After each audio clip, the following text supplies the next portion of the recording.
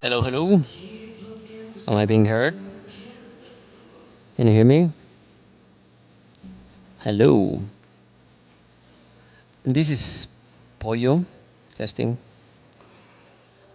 Yep.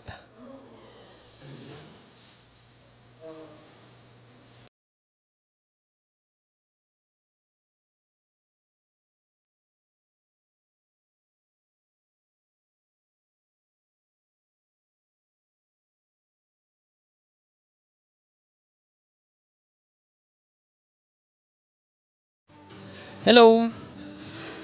Welcome everyone who's joining in. You're tuning into CTWC Mexico. This is the tournament play. Yesterday we had qualifying rounds. Now we're gonna have the actual tournament. We're gonna have round one, quarterfinals, where we're gonna meet for the first time our top four seeds, and then we're gonna have semifinals and finals. Have top 12 scores, making it in. 20 people showed up, qualified. Best score is now we with four maxes, 992 kicker, and our lowest scoring player was a 10,000 point qualifier. So a vast range of skill there.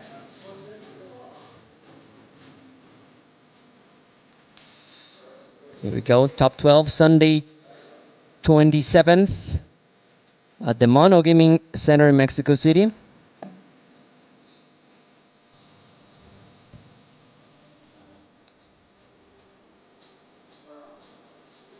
We're gonna go to the players.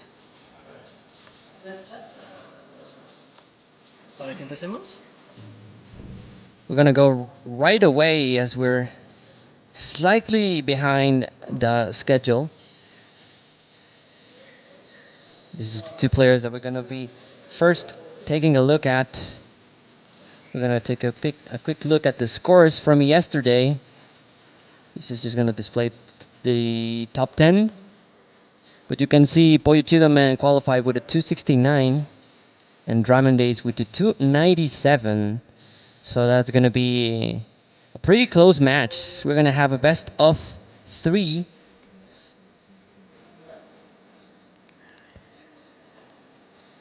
We're gonna add the bracket in a little bit to the commentary, to the bot commands in CTWC.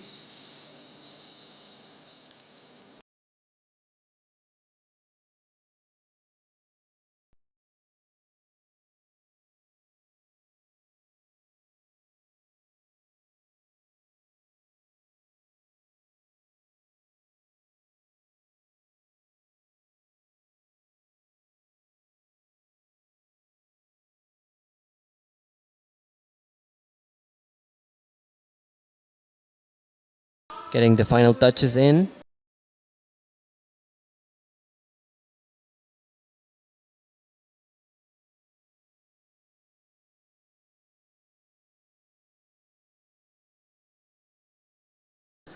So we're gonna just notify the players that we're gonna do best of three.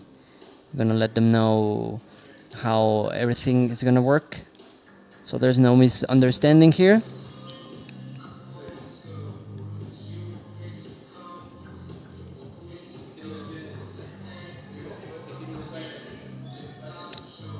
Our main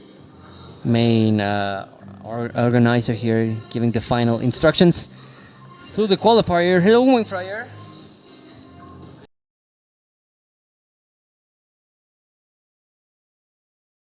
I'm gonna give the players the same piece sets. Just 1 second.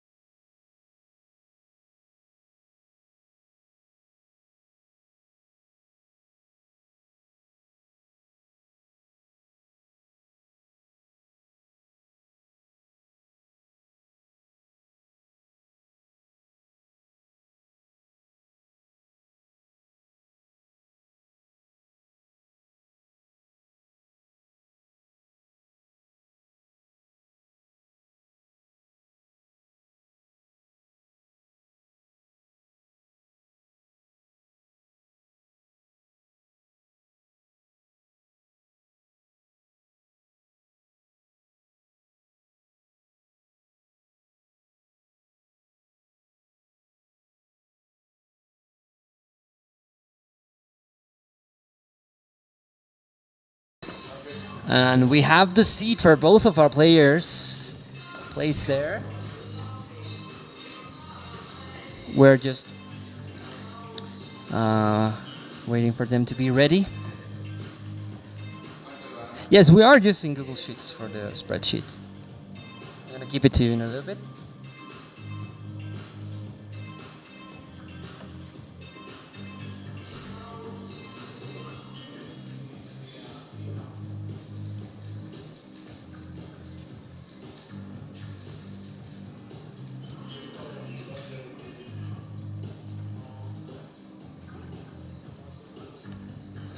So I think we're ready. ¿Estamos listos? Jorge, ¿listos? Best of 3. ¿Listos? Empezamos en 5, 4, 3, 2, 1 y Tetris. We start the first game with the same piece sets. Both of our players starting at the same time, level 9. The wonders of the new way of playing Tetris, the new wizardry. We can nowadays play with the same piece sets out of fairness. Pollo Chido Man starting with a couple of holes on the board. Tetris for both of our players now. Both making their competitive debut right now. First time qualifying, first time playing in any tournament. And I remind you that there's a Matcherino going on for the tournament. Just type in exclamation mark Matcherino, the community funded prize. We're going to start the game with the 19 piece drought, which is immediately felt by both of our players. Dirty Tetris there for Pollo Chido Man, the second Pollo in the tournament. That's the prize pool there from written from Mr. Boro. Thank you, DJ Mr. Boro. 28,000 points early lead for Pollo Chido Man. Serious game phase now on. Both of our players making their competitive debut here in Mexico City at the Mono Gaming Center. Now a small lead forming for Pollo Chido Man, playing much more clean now. 41,000, 42 now, pushing down both of them. And you can see that Dramen is a double flipper. That's interesting. That's something that was really common back in the day when the CTWC started. There were a lot of double flippers in our community. Not so common nowadays. It's a definitely different skill required. You have to think much different on how the pieces are gonna end up moving throughout the board. We're gonna change the rounds. This is not qualifying. This is round 1, top 12. Top 12 now, serious business. Pollo Chido Man with a really high board, a 32-piece drought. That was brutal there, but survived skillfully from both of them. And 72,000 for Pollo Chido Man, 41,000 there for Dramen Days. So Pollo Chido Man in the lead. Another Tetris there for Pollo Chido Man. Pollo, I'm going to call him Pollo, just for convenience. Indecision there, nice adjustment there to make room for the long bar for Pollo Chido Man. 84,000, almost cracking the 100,000 point barrier. Slightly weak left side there. Not ideal. Nat's going to have to start working on the digging. And this game has been really droughty so far. It's going to take that long bar. Would have preferred to use it for his Tetris, but beautiful double long bars there. Not going to be a Tetris, but going to bring the board down. It's not going to go for the burns. It's going to try to go maybe 30 into the high elevated stack. Now it's going to go for the burns. So losing a little bit of the pace that Pollo made in the earlier parts of the game. 68,000 for Dramen Days. 96,000 for Pollo Chido Man. Catching up, only 27,000 points behind now. Nearing the 100 line mark. So 70,000. There we go, back again to the bottom of the board for Pollo Chido Man. And another drought, 17 pieces. There we go. 99,000. Catching up is Diamond Days. Tetris ready. Banks down to Tetris. 83,000 now. Just 1.3 Tetrises behind. Less than 2. And setting up, waiting for the long bar. Pollo Chidaman with a couple of holes on the board. So that's going to slow him down even further. Which could give Diamond Days the opening to take the lead for the first time since the game started. That's going to be a split double for Pollo Chidaman. 100,000 nearing the 100 line mark. And now we just half Tetris away from both of these players. 117 for Pollo Chidaman, 108 for Diamond Days. Another Tetris, and now Diamond Days takes the lead just by 2,000 points. Negligible, but this is not a good board for Pollo Chidaman, so that's gonna allow Diamond Days to take the lead and expand it even further. 120,000. He's gonna go actually 30 left well there, Pollo Chidaman. And there we go, Tetris, 30 Tetris, boom for Pollo Chidaman, nodding. And boom for Diamond Days. Now 146. So this is pretty neck and neck. This is pretty close. 146, 132. And approaching the transition at level 9. Now Diamond is keeping that lead, and Pollo Chidaman keeping with that left well. Nice scheme there. And this requires a totally different stacking methodology going left well. Let's not forget that Pollo Chidaman is pretty proficient at guideline Tetris, so these sort of things shouldn't be too worrisome. Almost misshift there, but approaching the 100 lines and playing a little high up. That's going to be a misshift. Still survivable though. But the transition is nearing, approaching. Diamond Days reaches the transition, and Pollo Chidaman with a line away. It needs a long bar right now, ideally. It's going to go for the skims. Oh, it's going to miss drop really high up, and Pollo Chidaman is going to top out. Diamond Days takes game number 1. GG's.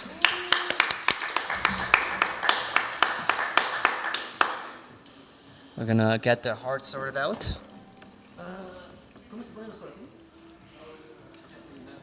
A ver, aquí. We're just waiting here. Oh, there we go. Game number 1 to Diamond Days. Sí, nada más que incrementen los dos primeros. We're gonna increment the seed. We're gonna increment the seed. ¿Sí me ayudas? We're gonna increment the seed for both of them. Oh. We're gonna give the heart. Sorry, this was not the heart. This is the heart that we were meaning to do. So now winner takes all in this one. This game, Pollo Chidaman has to win to keep alive in the tournament. ¿Estamos listos? ¿Listos? We're gonna start the second game in 5, 4, 3, 2, 1 in Tetris. We're gonna start with. There we go. Yeah, those are nice, even, same piece sets. Through this four. Immediately different stacking decision for both of them. Starting with a really L and J heavy game. And there we go. That's the first Tetris for Pollo Chidaman. That's just the second one for Diamond Days. There we go. 25,000 for both of them. I don't know who has the highest PV in this matchup, but we saw the qualifying scores. They were pretty even, so we are currently seeing a neck and neck game.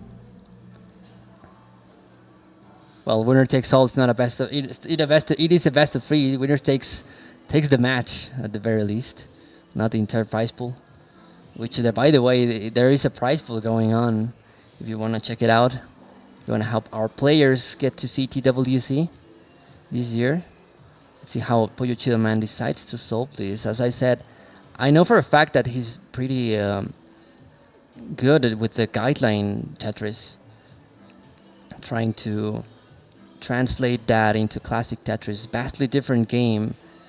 We saw an almost 30 piece drought in the first game now. It's going to get a Tetris 64,000 and it's going to go into the lead. Again, like the first game, Pollo Chido Man was in the lead. Got into a little bit of a digging situation and Dramin Days was able to take the lead. Now, digging, it's not high, it's not really high, just uncomfortable. And a 14-piece drought is not going to help that much for both of our players. That longboard is not going to burn anything, but is going to fill a lot of holes that were uncomfortable in the middle of the stack. Now 67,000 and Dramin Days also not completely clean. Ooh, and Classic Tetris League with the raid, thank you very much. Hello. Everyone just tuning in, this is CTWC Mexico, and this is the top 12. Pollo Chido Man fighting for his life here in tournament live. Needs a long bar really badly, and I think this is a drought forming. Oh, and Pollo Chido Man is gonna top out 68,000. We have a chase down. No, chase down 69,000 puntos. And that Tortoise is gonna do it. Dramin Days is gonna take the game and the match. GG's. Dramin Days is gonna advance into our next round. We're gonna take a look at the bracket real quickly. I'm gonna give the heart to Dramin Days, the victory here. GG's, and that's the bracket. There we go. Thank you, Windfire. That's the bracket. You can go and check it out. You can also go and check out the Matcherino, Dramin Days versus Pollo Chido. Now we're gonna have a Hook and Inglob, but I think Hook hasn't showed up here yet, so we're gonna probably move to a different match. I'm gonna let you know right now who we're gonna be having next.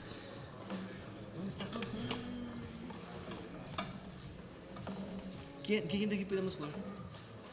Gas, Monocromy, Jorge. ¿Tú no? Si quieres tú. Ahorita no está Jorge, ahorita le mando mensaje. Gas está aquí. Monocromy. No. Faltas tú y sí. ¿Tú quieres tú? Sí. Arre pues. We're gonna have Jorge and Vilonius. Right now, let's gonna change that. It's a top 12. I love the sound of the keyboard. It's so good. You can hear it through the stream. Bandy needs to get one of these. So when he changes it in real time, it's at least pleasant.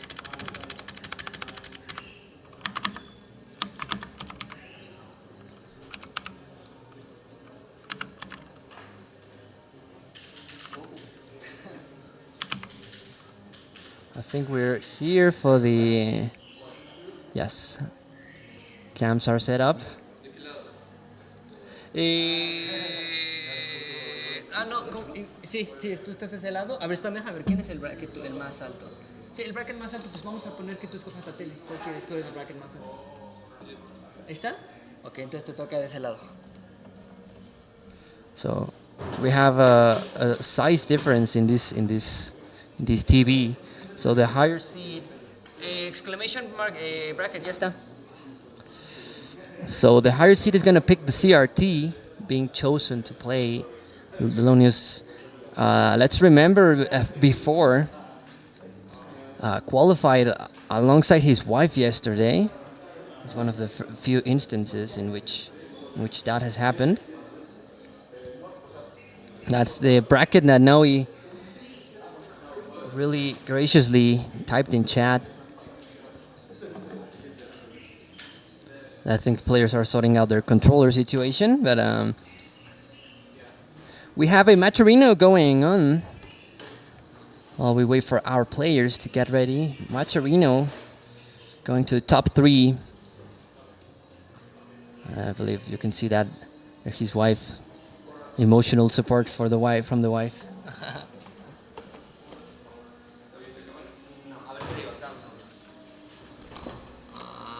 Un pelito más, un pelitito más. Ahí está perfecto.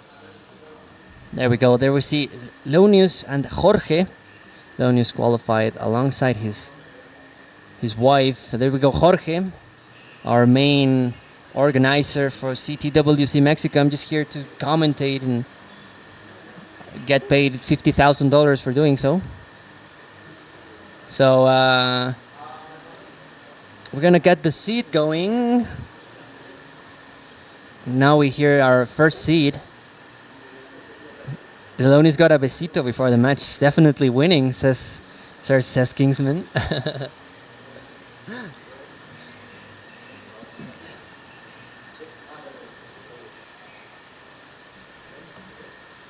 Getting ready, getting everything sorted out. Jorge has a lot of fans here. Remember, this is a top 3. We're gonna reset the scores.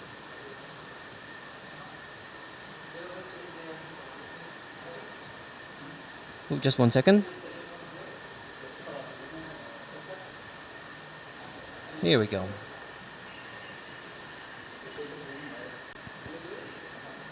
Anti-hero saying, que me mande un beso Jorgito, por favor. And there we go, Jorge pleasing the fans. So wait, we're gonna do the countdown in chat because why not? We're gonna start in 5, 4, 3, 2, 1. Y Tetris. First long bar, then a J from both of our players. Here we go. Jorge White seated number 7. Inglove seated number 12. Our last player to make the bracket from yesterday's qualifier. Remember, this is a best of 3. Super higher scores might not do the trick this early on into the rounds. Probably consistency is what matters most here. As I said, really different strategies. And Lonius immediately feeling the pressure of the tournament, of the $1 million prize pool here we have going on, which is going to be divided by the 12. Oh, don't tell me this is going to be an early top out. No. Getting it done, getting a few burns there. Nice dash control there. Probably feeling the nerves of the tournament. Oh, that's going to be an early top out for Lonius at 800 points. Jorge takes game number 1. Concentrado. Tranquilo. So we're going to increment the first seats, the first 2. Sí. No, los primeros 2. O sea, 1, los primeros 2.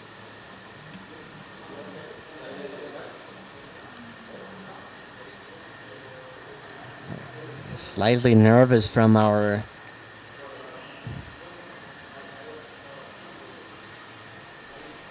matches. ¿Listos? We're ready. There's no rush. There's absolutely no rush. We're gonna get the second game started once more. ¿Ah? No lo tienes. Se lo di a Lonius. I gave the heart to Lonius. Good observation. I don't know how he did that. He's not even watching the stream. We're gonna start the game in 3, 2, 1. Tetris. In Spanglish. 3, 2, 1. Tetris. And the first game starts now. And as I was saying, consistency might be the key to winning this tournament. Immediately, I like Lonius's opening much more. It was much more spiky board there for Jorge. And there we go, Tetris for Lonius. Boom. Oh, well, almost a Tetris. Almost a Tetris. Not quite. The long bar is gonna come, surely. Of course, it will. Maybe. Just waiting for the long bar. There's a drought. Don't tell me there's a drought. Don't tell me there's a drought right now when there shouldn't be. Is there a drought? An 18-piece drought. There's the long bar. Okay, this is still doable. Oh no! Lonis is gonna tap out again after missing with that long bar. And Jorge's gonna keep going. Jorge's gonna maul in and get the first max out ever from the CTWC Mexico. The nerves the nerves are just real. You just never know how things are gonna get. And followed by an 18-piece route, that's not a good thing to do. That's not a cool thing to experience. Wait, I'm gonna give Jorge his heart, otherwise he's gonna punch me in the face. Yo creo que si no están estos, podemos hacer el quarterfinal con el pollo y el nudo. ¿Sí? So now we're gonna advance a couple of matches. There are 2 rounds of round ones that are yet to be played, but our players are stuck in the crazy Mexico City traffic. So we're gonna go right ahead and we're gonna play Pollo Chido Man. Monochrome, we're gonna play, no, never mind, we're gonna play Gas, and then we're gonna play versus Monochrome. Monochrome is gonna play against Gas. This other round 1 match. There's Gas. We're gonna change the seats.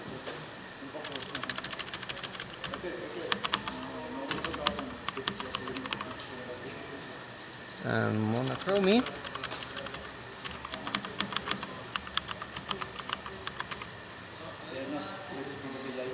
Sí. So we're setting up the controller situation.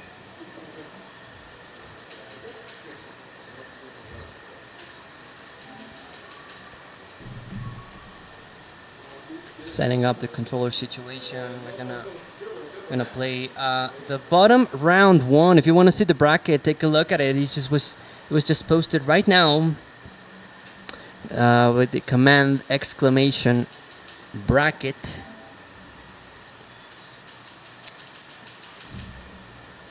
And we're waiting for everyone to get ready. Confío en Gas, dice Loquense. And with the retro cabeza. De hecho, creo que después vas a jugar tú, porque como Hook todavía no ha llegado.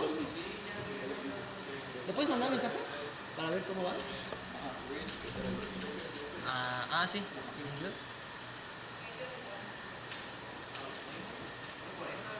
Sí. We're getting ready for the warm-ups to be done. We are live on YouTube, we're live on Twitch, we're live everywhere.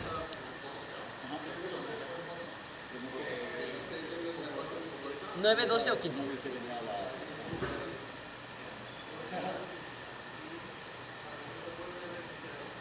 ¿Por qué? Para que Ajá. We're just getting ready, asking for the level start for both of these. This is a level 9, level 12, or level 15 start for round 1. We advise starting on level 9, maybe level 12. Now Pollo, AV, and Oscar are waiting on the quarterfinals for the winners of the round 1 matchups. We've had 2 very quick ones. Right now, Diamond Days and Pollo Chido Man seed 9 versus seed 8 was the closest one so far. And most of the people here are first timers to tournaments, so getting instructions, getting everything sorted out, questions, doubts. ¿Listo? ¿Listo? ¿Sí? ¿Listos? ¿Listos? So we're ready. ¿Qué nivel va a ser? ¿12? So we're gonna start level 12 in 5, 4, 3, 2, 1 y Tetris. Starting level 12 Oh, oh, we have a small technical problem. Don't worry, it was part of the script. We're stalling for the people to be here in the tournament. We are stalling here. Cancel the Tetris. We're sorting the game out. Hay que nada más incrementale las dos y ya. Del inicio. Del Cid. No, las primeras dos.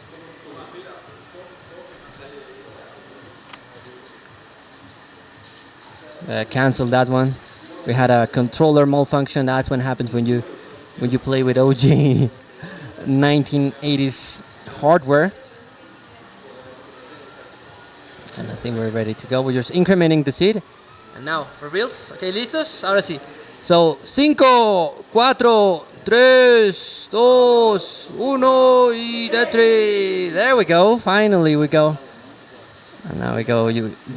Both of these players, exact same. Okay, I like it. Really. Okay, that deviated a little bit, but we started with the same placements for both of our players. Now deviating a lot and both pushing down, really taking this one seriously. And skim there for both of them, and both simul Tetris with the pieces that they were giving. Monochromy is seated number 11 and Gas seated number 6. So in theory, we're gonna see. Okay, there we go. Nice adjustment there, and Tetris for Monochromy. In theory, we're gonna see a really high seed against one of the seeds that barely made it by delayed burn there for Monochromy, waiting for the correct pieces. They're gonna get a little impatient, wants to open the board as soon as possible. And there's a drought forming, but there we go. Nice long bar there. Tetris for Monochromy. And now working on the digging situation, and Mischief for Gas. Both of these players struggling a little bit. Long bar would be ideal right now, but of course the long bar is not going to be there when you need it. So waiting for the pieces to. There we go. 20. A 0.12 lead for Monochromy, and both players digging really neck and neck, separated by a nothing margin. Getting nervous, the tournament, it's okay, you're going to take the burn with that long bar. In real life, competition nerves is a whole different beast. That's not going to be more than a split double there for Monochromy, and Gas getting the board into a semblance of correctness, of order now, but of course the pieces not showing up once more, not favoring neither of these players. So let me remind you that both Gas and Monochromy are new players, and now for a dependency, long bar dependency forming there for Monochromy. Let's hope that we don't see. Oh, plugs the long bar dependency, but beautiful flat burn there for Monochromy. Nicely done. It's gonna unplug the well. Not gonna go for it. Now it has a long bar dependency, which could be solved, or at least work down to a more manageable. Nice sequence of delayed burns there from Monochromy. Nice, a 14-piece drought survived there. This one is going the distance for our early rounds, and I love to see new players having fun. You can see Monochromy having fun. You can see Gas having fun as well. 49 lines. That's just for Gas. That's been the first one in a long while, so it's going to take the lead by a little bit over Tetris and a half, but Monochromy is going to answer right back with that Tetris. Fighting for survival. That's the best way you want to go about it. You want to build down with Tetrises, just like Monochromy did. And the beautiful. Okay, there we go. We're gonna go for the T-spin. The guideline muscle memory kicking in for Monochromy, setting up the T-spin. That's not gonna give you more points. That's not gonna work for our version of the game we're currently playing. And there we go, finally drilled all the way back down for Monochromy. 101,000, and we're nearing the turning point of our tournament.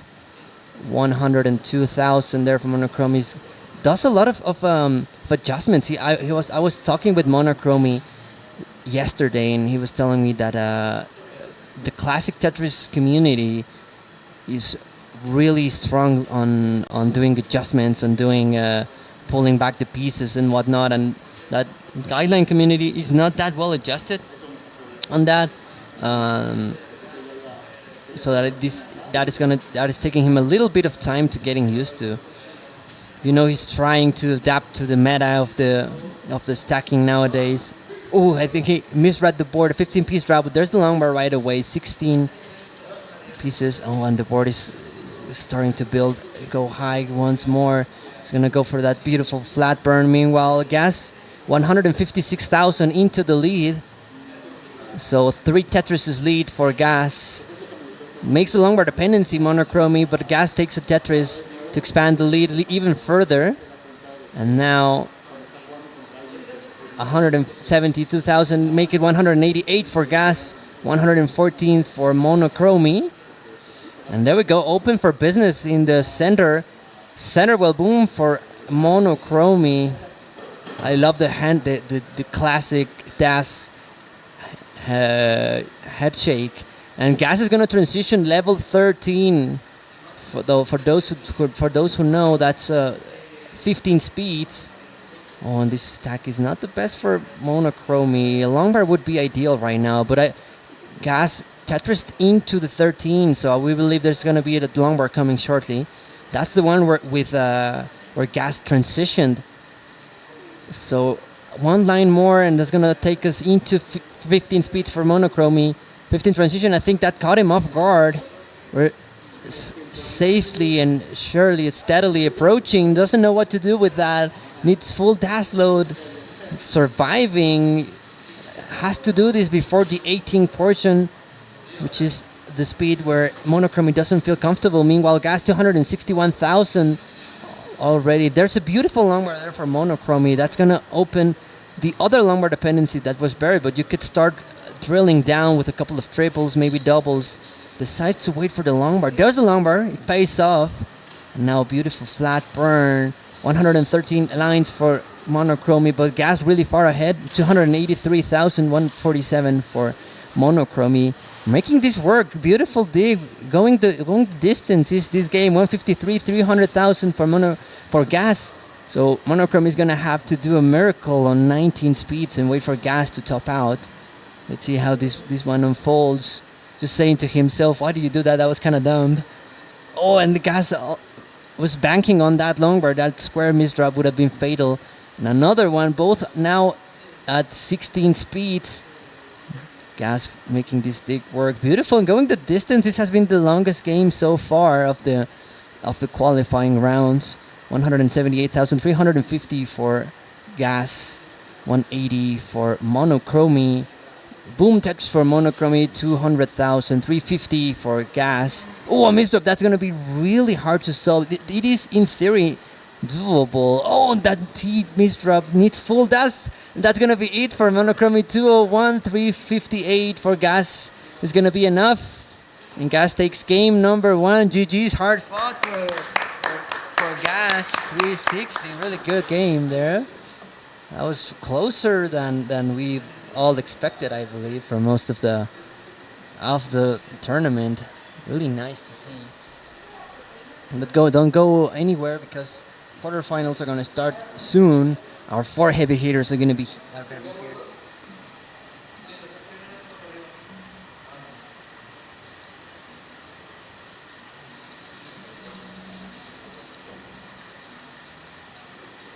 ¿Listo? Empezamos el otro entonces en 5, 4, 3, 2, 1. Tetris. You could see the 35-piece draw there from Gas on that game. I didn't see that. That's crazy. So both of our players starting the second game. Crucial second game for both of these players. Gas cannot afford an early top out, and we're starting right away with a drought, of course. Of course, we're starting there with a drought. There we go. Boom Tetris for Monochromy. And Monochromy with actually the better board health. So this is stakes now, folks. This is the top 12. Winner goes into the quarterfinals to face this. The winner of this match is gonna go into the quarterfinals and face Oscar, our number 3 seed, with a max out and a 900, high 900 kicker. So who is it gonna be? 48,000 for Monochromy into the lead, as a matter of fact. But now that Gas takes the lead and lowers the stack. Now, I think that was a mischief there for Gas, not head shake. But there's the Tetris that he was looking for. 41,000 for Gas, 52,000 for Monochromy into the lead with a very uncomfortable board. A lot of holes in it. That C is going to be perfect to fill those dependencies. And it's going to take the burns. It's okay. Just realize that consistency reigns over insane aggression here in these early stages of the match, of the tournament. And now we're going to see Monochromy building 30, one row off into the right side. And this is an uncomfortable right side for Gas. And there we go. Tetris there for Monochromy. Oh, this is really uncomfortable there for Gas.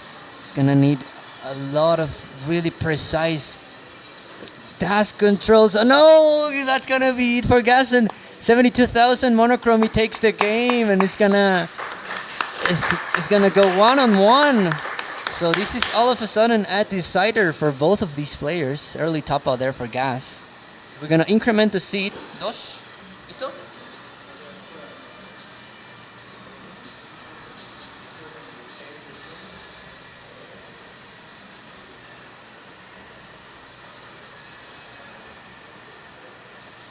¿Listo?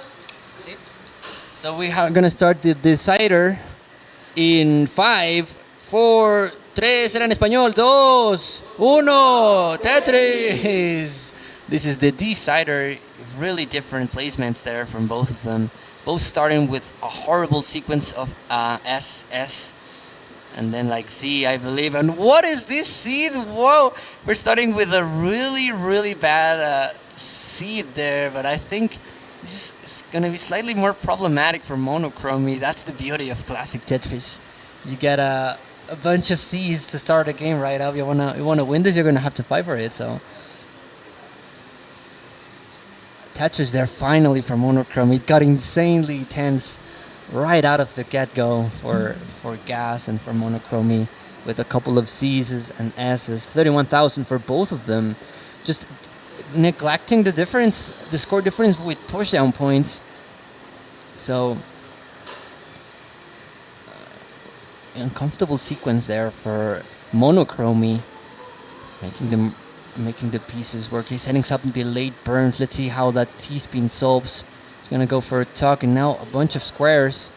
Again, not a deadly board by all means, just uncomfortable as Gas took that the Tetris right there. Gas is gonna set up for a beautiful tuck there for Gas. See, that was masterfully handled, that sequence and the pieces that he was given. Oh, that square is gonna be unhealthy. He's gonna go for the delayed burns. Okay, nice adjustment there, making it work. Doesn't adjust the C, but fortunately an L comes right away to save the board. Adjust, doesn't matter, sells the stack, but it's okay. Gets the Tetris, lowers the stack down. 96,000, Gas in the lead. 72,000 for Monochromy. This is really tense. This is really close fight. We were expecting maybe not a close match as this one, but we're getting it. I think Monochromy had a little bit more practice yesterday, and now we have Gas fans in chat. Probably gonna go center well. Yes, gonna go center well. I love to see that center well action. Oh, it reminds me of the good old days of the CTWC. By the way, it's going to be taking place in Pasadena in June. Ooh, that's a rough misdrop there. And long bar, beautiful. That was really nicely done there for Monochromy. I was going to say that a long bar would have been really nicely there. Would have gone really nicely there. But nice Tetris there for Monochromy. And welcome in Tugi saying vamos. Not particularly saying vamos to anyone, just to his Mexican friends, to El Paraguaytem, maybe Nenu. 138,000 for Monochromy, 152 for Gas into the lead. Another Tetris is gonna take Gas even further into the lead with a 2 Tetris lead, almost 2 Tetris, 1.9 difference there for Gas. 168 for for Gas, 159 for Monochrome, setting up the tuck setup. Doesn't adjust for the square. It's going to make a long bar dependency. It's going to take the Tetris nicely instead of getting the dependency filled. A left wheel Tetris for Monochrome, going left and then going right and then going 30 and getting the Tetrises right as they come. Try to set up there. Nice flat placement there. You can see that these players are aware and they know what they're doing. Just that they're more proficient, especially Monochrome in guideline games. So the things like beautiful adjustment there for Monochrome. He was talking about how those are really difficult for him, and seems to be doing them pretty nice, pretty okay.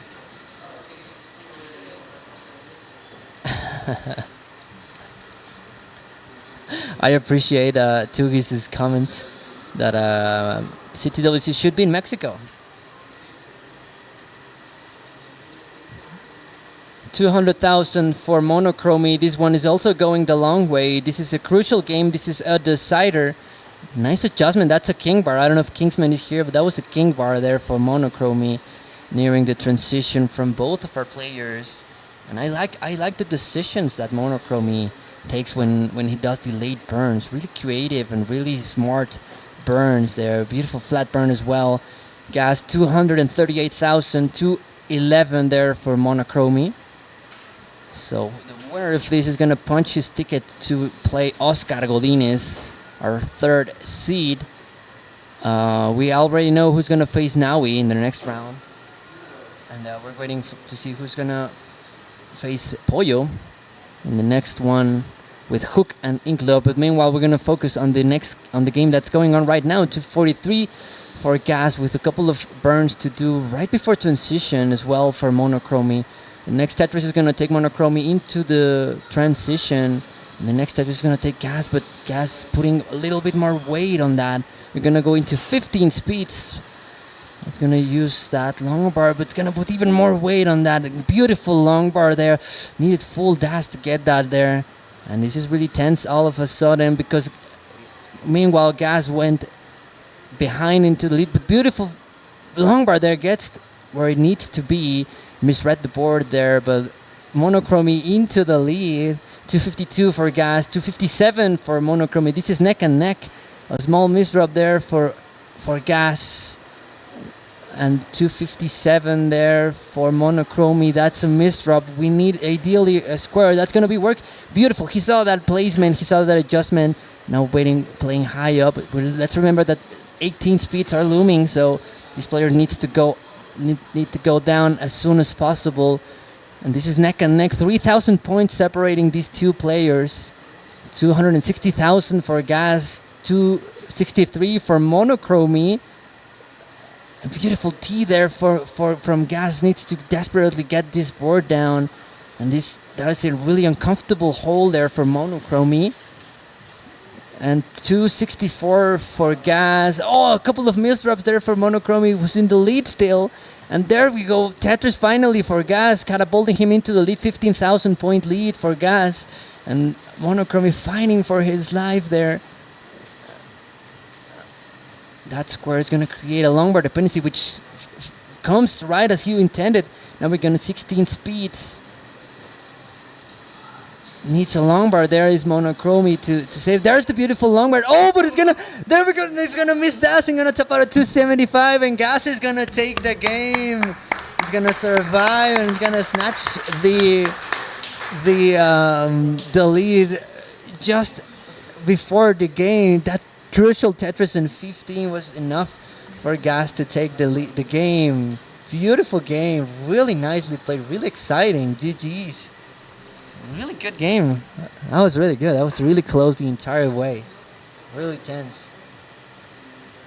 We're gonna get our next game sorted out. Guapísimo.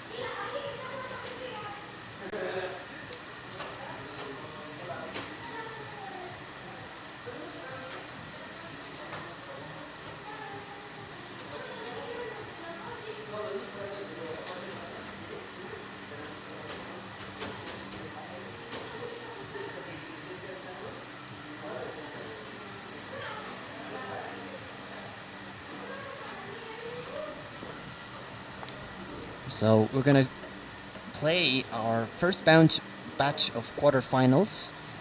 How is this gonna work? We're waiting for another player to get here.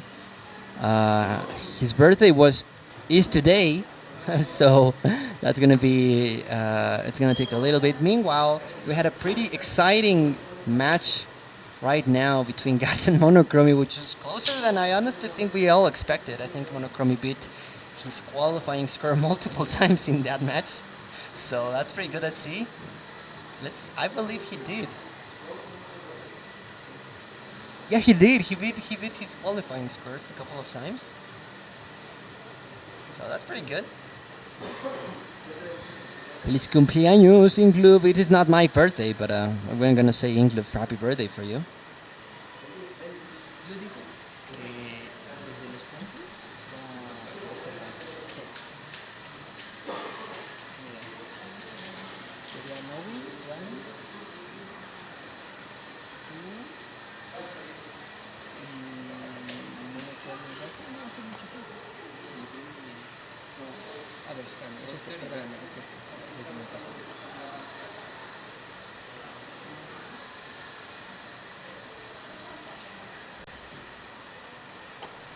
Todavía no está actualizado, pero... ¿Sí? ¿Quién ¿Qué pasó? Ramen, ¿verdad? Ramen y Novi. So we're gonna have Noe, seed number 1, versus Dramendesh for the first batch of quarterfinals. Primer seed, escoge tele, ¿cuál quieres? ¿La que tú sabes? ¿Cuál? ¿La de allá o esta? La magentosa. Ok. Happy birthday, Inglove, says Enrique C.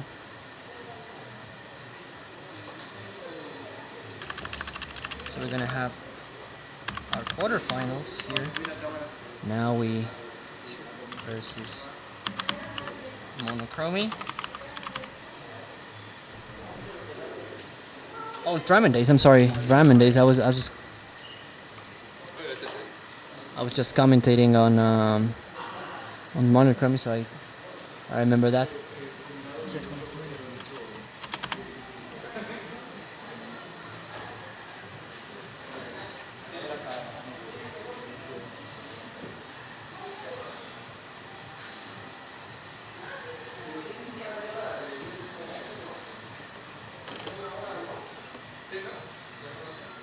¿A qué perdón? Así es. Best of 5.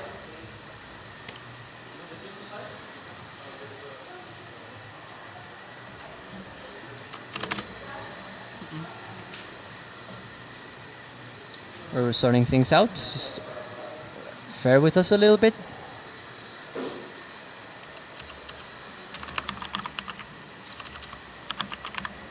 Oh, no, that's not Naui.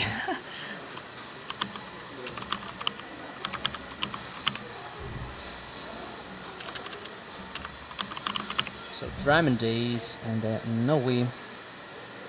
And we're gonna do a best of 5. Whoop, which is here. There we go. We add another heart, and we're waiting for Naui to get ready, and Monochromy as well. Meanwhile, while we're setting up, there's Naui doing the peace sign. Definitely, there's not going to be peace here. It's going to be violence. there's a prize pool going on, funded entirely by you. That $61 that you see right there is our Matcherino, which is the community-funded prize pool that we have going on.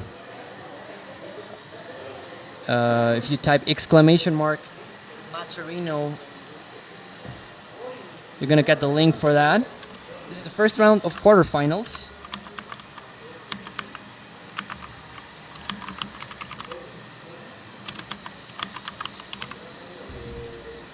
First one, we're gonna have Drum and Days and Noe. There we go, the Matcherino provided by tu viejo amigo Van Dweller. So if it's in your possibilities, we greatly appreciate you donating to our Matcherino. Everything's gonna go to the players. These casters not gonna get anything. It's gonna go entirely to the players and for the top 3 players to get their fundings to California.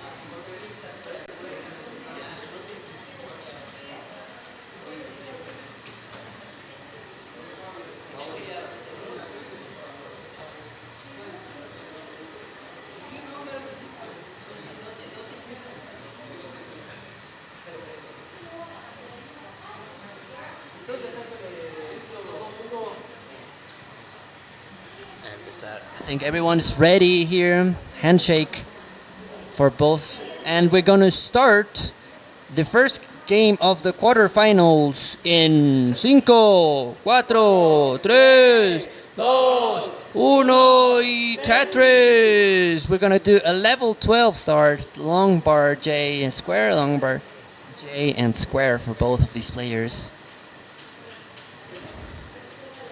We go.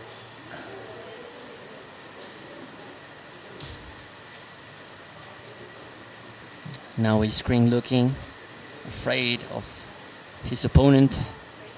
Drum Days had a pretty close game with Pollo Chido, man. Honestly, you could have thrown a blanket in there and would have been a different result every single time. Drum Days, a double flipper. Oh, we had a contribution to the Matcherino. Thank you. I'm gonna go and refresh that. Sorry I missed that. I didn't get a notification. Bandy, Van Dweller, tu amigo Bandy, with a contribution of $38. Es tu viejo amigo Bandy Pantalones says. Thank you very much, Bandy. That's gonna get us. Did you do that on purpose, Bandy? That's gonna get us to $99.99, 1 cent shy of $100. So, what are you waiting for? Let's get us to that $100 barrier. 38,000 for. Thank you very much, Vandy. 38,000 for Drum Days. 47,000 for the reigning Mexican champion Naui. And I was talking about Naui yesterday during the qualifiers, but as we're now on tournament day, Naui is our reigning champion, Mexican champion, and he's tied with a fellow that he might know, Oscar Godinez, as the most condecorated ever Latin American player. So they're gonna duke it out. They're gonna see with this tournament who's the GOAT of the Classic Tetris Mexico community. Both players are tied with Copados titles, which is the equivalent of the much less skillful and much less popular Masters event from Classic Tetris. That is the Masters of Latin America. They are both tied. So we could say that this title is gonna tell us once and for all who's the best Mexican player. 100,000 for Drum Days. Drum Days in the lead, ahead of Naui, who's struggling a little bit to get an opening to score Tetrises nicely, tightly cleanly. There's the long bar he was waiting for. Noe won Japan too. Yes, indeed. Noe went to Japan. Noe lived in Japan for a while. He's studying there in Japan. Came back for an extended period of time, and was able to qualify there. Beat the fan favorite Green Tea in Japan at the Waku Waku Tetris tournament, and beat I believe Green Tea. I believe he also beat Corian. Maybe I don't know if he beat SQR. But took out pretty heavy hitters there at the Waku Waku Tetris tournament. And he's also, you're looking at the Japanese champion, although he's Mexican. That's their Japanese champion right there. He's going to be making an appearance at this year's Pasadena Classic Tetris World Championship, which is going to take place in June. So make sure to tune in to that. 185 for Dramende, still in the lead. 167 for Noe, rolling in level 12. I think not used to the timing that required to do that. And Dramende is a double flipper. There's Oscar Godinez in the back of the image, waiting for his opponent to be determined and know who's he's gonna face. What sort of competition is he gonna be looking for? Tetris there for Noe. 198 for Noe. Remember that this is a best of 5, so consistency is rewarded over insane paces, over anything other than early top outs. 17, 18. There's the long bar for Dramende. It was an 18 long bar piece drought for Dramende. And set up for a tuck there is Noe. Touch for Noe. It's gonna set up for a couple of tucks. That's gonna be interesting to see how does he resolve them. And now Tetris for Monochrome is still in the lead, not as far ahead as the beginning of the match, but 235 for Dramende, 231 for Noe. Getting the lead over Noe on any tournament is always not an easy thing to do. It's never an easy thing to do, rather. Beautiful adjustment there from Dramende. Now let's see how Dramende decides to resolve that tuck. Oh, this is a rough misdrop there for Dramende. Oh, and that's probably going to be it. Yeah, that's going to be it. The 240 top out for Dramende. Now he's in a chase down. 241 required to make the chase down happen. You know, you never have a clear answer of who's gonna get this done. Now he's playing really high, 237, 238, needs 241 to win the game. 241, 241. That Tetris is gonna do 241.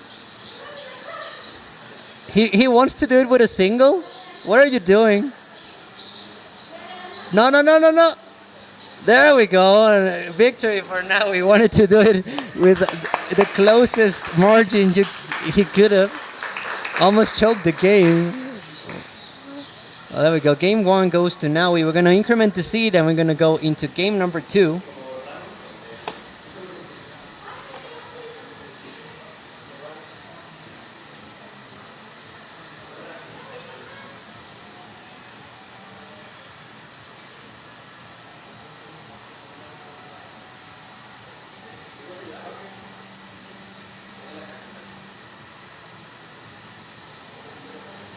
¿Me dices cuando incrementen las semillas?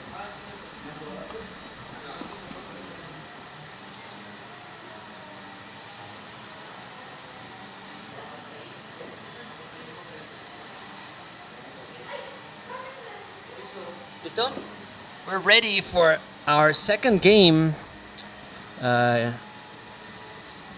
versus Dramende. We're going to start the game once more from 5 in Spanish. Do it alongside me in home in 5, 4, 3, 2, 1. Tetris, I did the countdown wrong, but we're going to start. In level 15 now. Both players decided to do it on level 15. Interesting. Changed the tempo a little bit.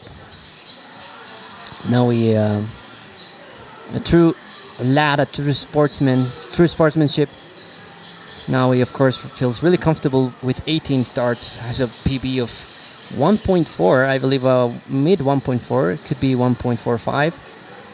But of course, not everyone here feels as comfortable as him on 18 starts. So we're gonna do 15, 18, 15. We're gonna do right now. We're gonna decide there who's gonna go into the semifinals. The semifinals are gonna be played right after our quarterfinals. That's gonna be a triple there for Drum Days. 12,000 for Drum Days. Now we definitely into the lead, as in contrast with our last game. Drum Days is gonna take a skim. It's gonna stabilize the board, and now we all of a sudden in a little bit of shambles here. The board not working out, but getting it done, rolling is much safer to be in these speeds. So it shouldn't stress Naui as much. But this is an uncomfortable. Oh, there's a 20-piece route, so let's never underestimate 18. We've seen pretty good level players top out really fast on 15 speeds. Beautiful. Oh my god, beautiful. I was gonna say beautiful there for Drum Days winning on the long bar. Oh, that's gonna be a top of a Drum Days. 23,000 there for Drum Days. 89,000 for now. We are already ahead. Gonna take game number 1, and it's gonna take us into match point. GG's.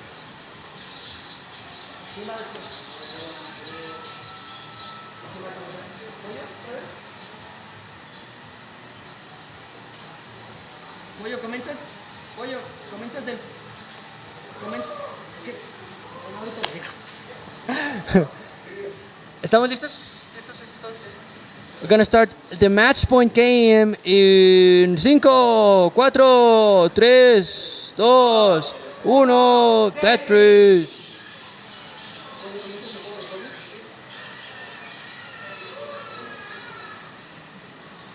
We're gonna start again on 15 starts for both Naui and Drum Days. And our next match is going to be Hook versus Pollo, I believe. I believe our next match is going to be Hook versus Pollo. Can you hear me? So, for a Hook to get ready. And there's a Tetris for Drum Days. So 39,000 for Naui. 23,000 for Drum Days. Much better start from both of our players. Now we got into a little bit of trouble early into the 15 portion of the game. Was digging quite a bit.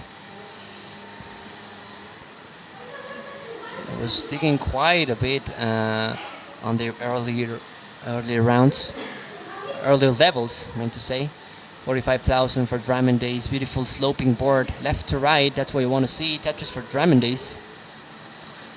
Long bar flip, misflip there for now. We double flip. We've seen that happen to him previously. First time I saw that happen to him was at CTWC 2022. He was on the 19 speeds though, so it was really tense situation there for Naui, and now the board once again struggling to find order. Meanwhile, Drum Days once again into the lead. 105,000 for Drum Days. This is gonna be the game of Tetris, or who's the most handsome? It's gonna be both. We're gonna have a most handsome player in a little bit. So stay ready for that. 125 for Drum Days, 127 for Naui, retaking the lead, and could potentially stay. Well, let's see how the board result for Naui is gonna go for center wells to keep efficiency. Let's remember that this is a best of 5. Nice adjustment there for Naui. That's gonna be a Tetris, 30 Tetris there in the middle for Naui. 147, 129 for Drum Days. Now he's going to be present at Pasadena, the Classic Tetris World Championship, is gonna make his return after a long hiatus of 2 years, 3 years, almost. Now we probably not as well known in the community. If you're outside Latin America, of course, inside of our Latin American server, which if you're from LATAM, you should join. He's pretty well known, but for those that are mostly aware of the players that play on the more popular tournaments, like messed up there for Naui. For those that are aware, nice pinta there for Naui, nice beautiful solve there. Meanwhile, I'm gonna continue this after Diamond Days gets out of this situation. That's a beautiful. That's the beautiful sequence of pieces that Diamond Days was looking for. And as I was saying, for those that are aware of Nauis's are unaware of Nauis's achievements, well, he mostly likes to play on live events. He usually doesn't play online tournaments, and he usually doesn't play anything that is not CTWC related. So back in 2022, when he showed up and maxed out like 6 times, I believe, made top 16, everyone was wondering who it is, who this Mexican random player is. And of course, everyone in the Latin American community knew that he was pretty good. But for the average watcher, the non-avid Latin American enjoyer, he was pretty new to everyone. Now he's making his return to CTWC. As we said previously in the stream, he was living in Japan, so he couldn't make the trip to California. And now he is, so that's why we are doing a matcherino to help our top 3 players get there. Now it would be a shocking upset if he didn't make the top 3 at the very least. There's a nice long bar there for Naui. 85 lines in, we're nearing the transition. This game shaping up to be a long one. Tetris there for Naui, 91,000. 297 for Naui, 248 for Diamond Days. 30 Tetris there for Diamond Days in the center. Beautiful efficiency for Diamond Days. And 269 now for Diamond Days. I'm not gonna do the joke. 269 for Diamond Days. 336 for Naui. Something taking Naui's attention. And we transition into the 18 speeds. And the drought, of course, is forming right as you do the transition, because this game hates you.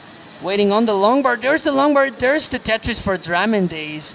A 20-piece drought there for both of our players. 20-ish piece drought. And now he's all of a sudden playing high up. This drought really affected both of our players, and now he has to be careful. Cannot give her certain this game. Oh, this is a horrible sequence of pieces for now. We're suddenly playing really high up, still with the lead, but everything could change. Clocks the well just as the long bar came, and now waiting on it. There's the long bar. It's going to be a triple there for Naui, and level 19 speeds are approaching for Naui, so digging really high up. Diamond Days nearly at 19 speeds. Now we're fighting for his life. There's a beautiful long bar. That's going to help a lot to bring the board down. Diamond Days 308 with a deficit of 2 Tetrises. Now unable to retake the lead before. No, he's going to top out 359. So Diamond Days is in a chase down. 360 para ganar Diamond Days. 360 to win for Diamond Days. This is really tense. Oh, and this piece is going to hang. He's going to fail the chase down. 314. GG's.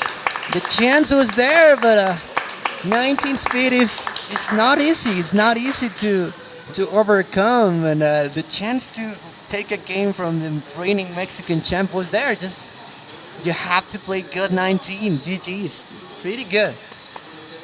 We're gonna set up our next match, our next round of quarterfinals.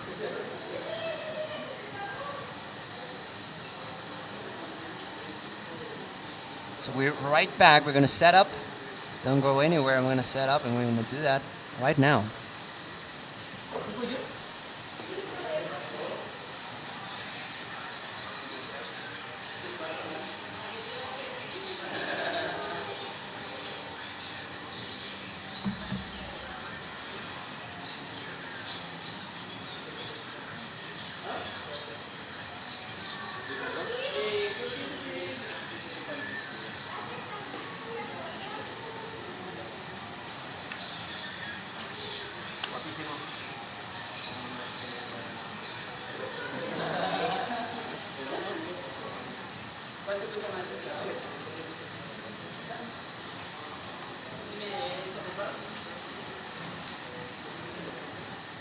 No, los voy a poner.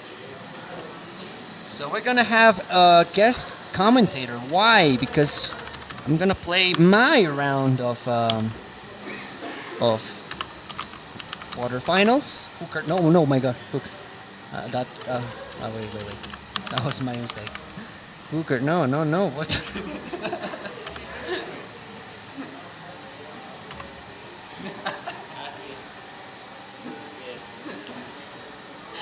So we're gonna have Pollo Chido, man, on the commentary.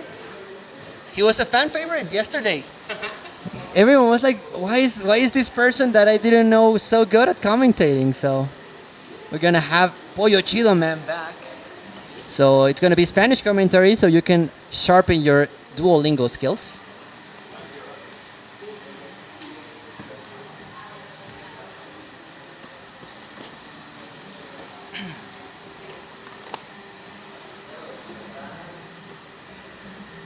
Good evening to everyone. A partir de este momento entro yo, voy a estar sustituyendo a Pollo aquí en los comentarios del torneo del día de hoy.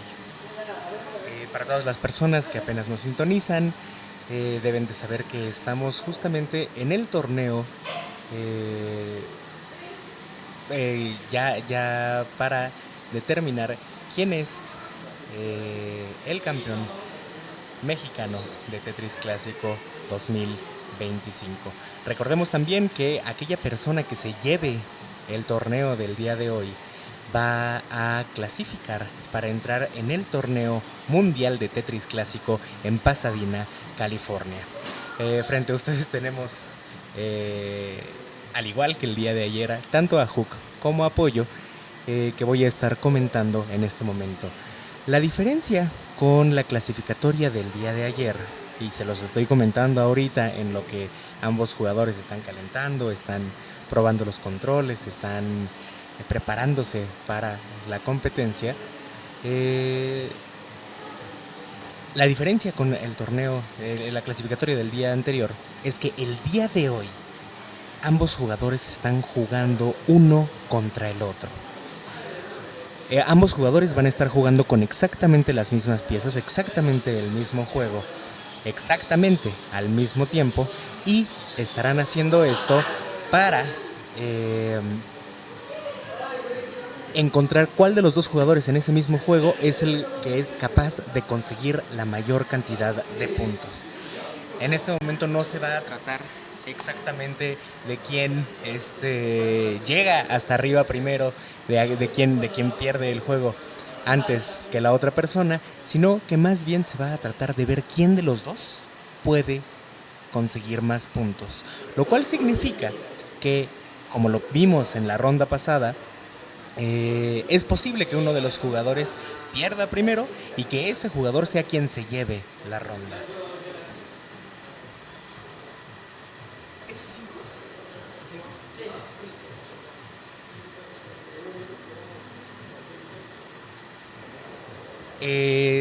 Estamos jugando una ronda a 5 juegos, es decir, el primero que llegue a ganar 3 rondas gana, dando un máximo de 5 posibles juegos el día de hoy. Se están preparando, se están saludando. ¿Ya todo listo? Vamos a hacer entonces la cuenta regresiva. Vamos todos, acompáñenos. 5, 4, 3, 2, 1, ¡Tetris! Ok, concéntrense. Vean cómo Pollo y Hook en este momento están jugando prácticamente el mismo juego.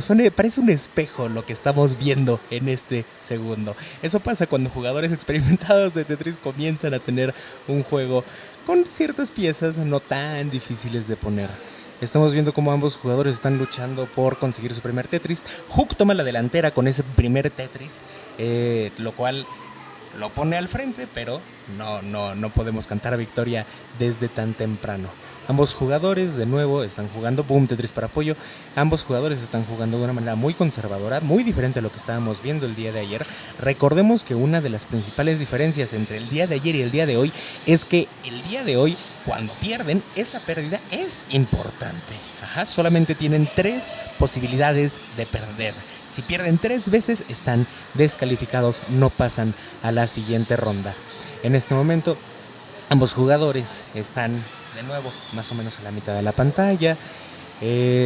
Hook toma la delantera, está 23,000 puntos arriba por la cantidad de Tetris que ha hecho, pero Pollo no se queda muy atrás. En este momento están prácticamente cuello a cuello el uno con el otro, con puntuaciones muy cercanas. Estamos viendo en este momento un despliegue de habilidad increíble de ambos jugadores.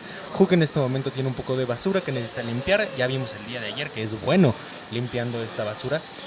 Tiene listo un Tetris muy sucio y no logró armarlo, pero no coman ansias. Hook lo único que necesita hacer es volver a jugar un poco más hacia abajo y recuperarse en este momento. Veremos qué tal lo hace. Pollo tiene muchísima basura, una cantidad de queso impresionante. Veremos si logra limpiarla a tiempo.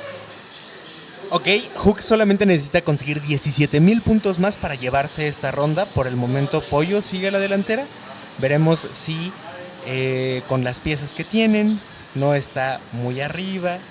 Poco a poco necesita 10,000 puntos más, 9,000 puntos más. Y Hook gana esta primera ronda.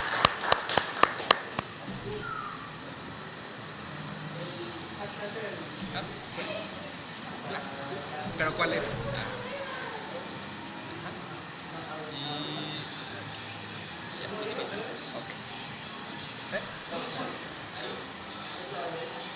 Ambos jugadores están preparando la semilla para poder iniciar juntos el siguiente juego. Este es un buen momento para comentarles que no olviden seguirnos en todas las redes sociales. Búsquennos como Classic Tetris en todas las redes sociales: YouTube, Instagram, Facebook, Twitch. Ahí nos pueden encontrar también todas las transmisiones y estar atentos tanto al torneo de ahorita como a los siguientes. Vamos a comenzar entonces ya la segunda ronda con Hook a la delantera.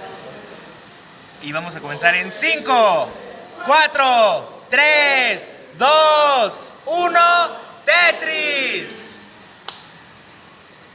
De nuevo ambos jugadores pareciera que aprendieron a jugar al mismo tiempo. Tienen un juego prácticamente idéntico. Veremos cómo se va desarrollando. Ambos jugadores están esperando, y esa pieza larga. Hook toma de la delantera con ese primer Tetris que lo lleva 21,000 puntos adelante, y Pollo toma un segundo Tetris que Hook no alcanza a agarrar. Los dos jugadores van prácticamente cuello a cuello. Cada que uno hace un Tetris, el siguiente hace un segundo Tetris, esperando ver cómo acomodan las siguientes piezas.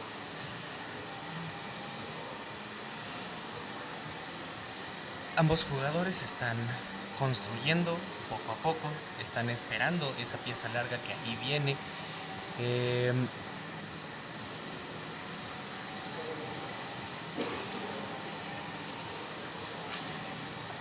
Vean cómo el TRT de ambos jugadores es del 57%. Eso significa que ambos van prácticamente al mismo ritmo. A pesar de que por las veces en las que uno puede apretar el botón de hacia abajo haciendo que su juego se acelere un poco más, puede parecer que la diferencia es más importante, pero en esos casos el TRT nos da un indicador para ver cómo es que ambos jugadores van. Pollo ha limpiado 29 líneas, mientras Hook ya va en la línea 34. Entonces, en estos momentos, conforme estamos viendo cómo se desarrolla el juego, Hook va en la delantera absoluta.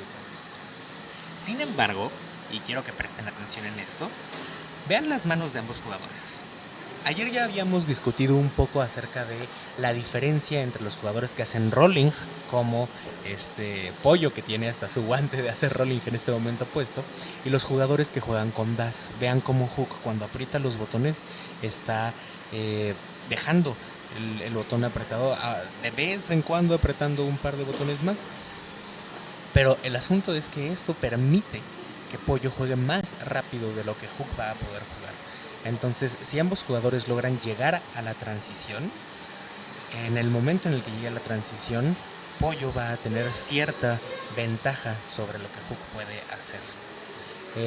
Pollo va a la delantera por 15,000 puntos, es una diferencia muy pequeña, pero si alguno de los dos llegara en este momento hasta arriba, podría ser el final.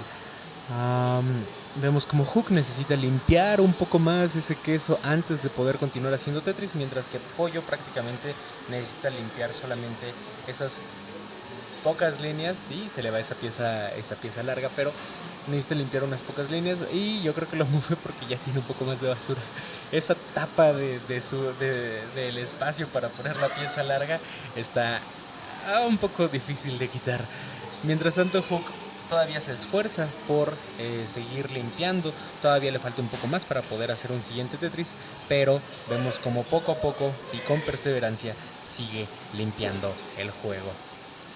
Pollo tiene una sequía de 19 piezas largas, 23 piezas largas. Ahí está, ya llegó la pieza larga. Lo vimos preocuparse un momento bastante por lo que estaba sucediendo allí en su juego, pero logra superarlo y tiene todo para un siguiente ¡boom! Tetris para Pollo.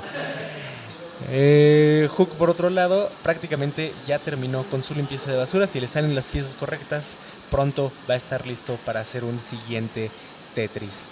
Pollo, como lo vemos habitualmente, está construyendo muy hacia arriba.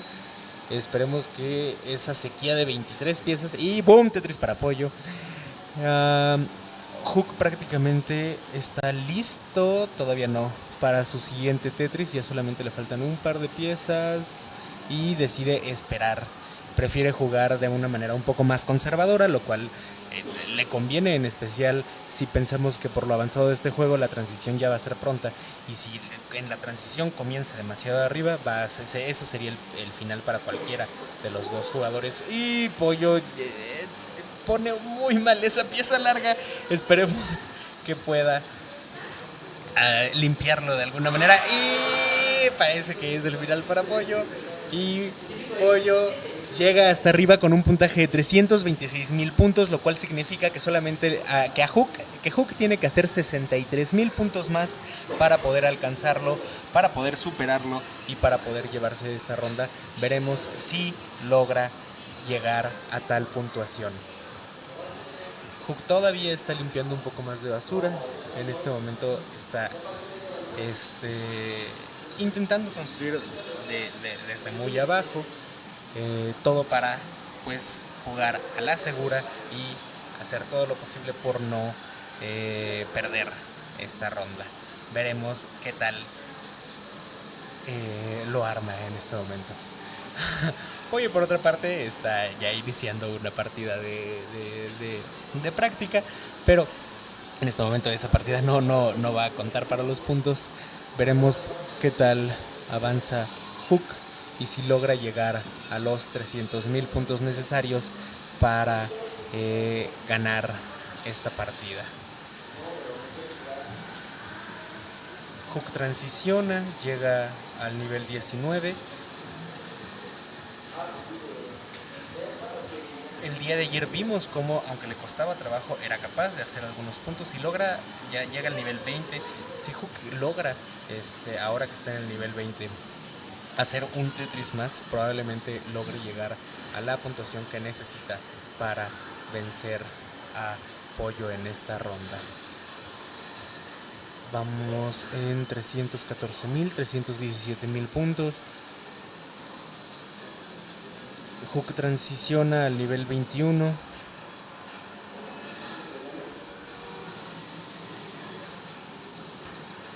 $321,000 puntos. Está tratando de preparar un espacio en el centro para hacer un Tetris. Parece que simplemente no le están llegando las piezas.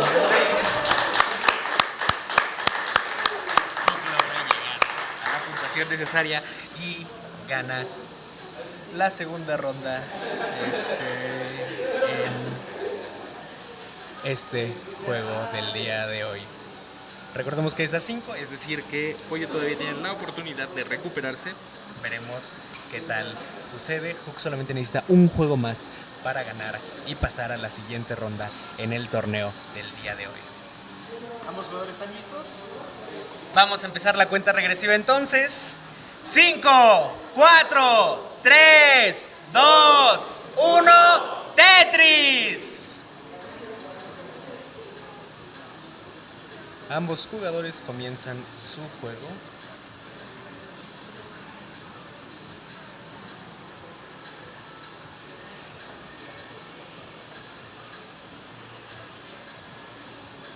Vemos como todavía no hay ningún Tetris, todavía ambos se están preparando, esperando esa preciosa pieza larga que les empezará a dar puntos. Boom, Tetris para Pollo, se sitúa adelante por 19,000 puntos. Hook no se queda atrás, hace un Tetris y están parejos, solamente unos pequeños 2,000 puntos de diferencia. Veremos cómo se está desarrollando este juego. Recuerden que Pollo en este momento tiene la presión de que si pierde un juego más, queda descalificado, que pierde la calificación y no pasa a la siguiente ronda. Hook tiene la presión de que si logra ganar una vez más, siendo él un jugador de Das y Pollo un jugador de rolling, sabe que puede pasar por lo menos una ronda más a la siguiente, al siguiente nivel. Vemos como Hook está limpiando un poco de basura mientras que Pollo toma un Tetris. Seguimos avanzando. Hook se prepara para su siguiente. Prefiere limpiar un poco más de basura en lugar de prepararse para su siguiente Tetris. Vemos como Hook es un jugador muy precavido, mientras Pollo es un jugador un poco más arriesgado.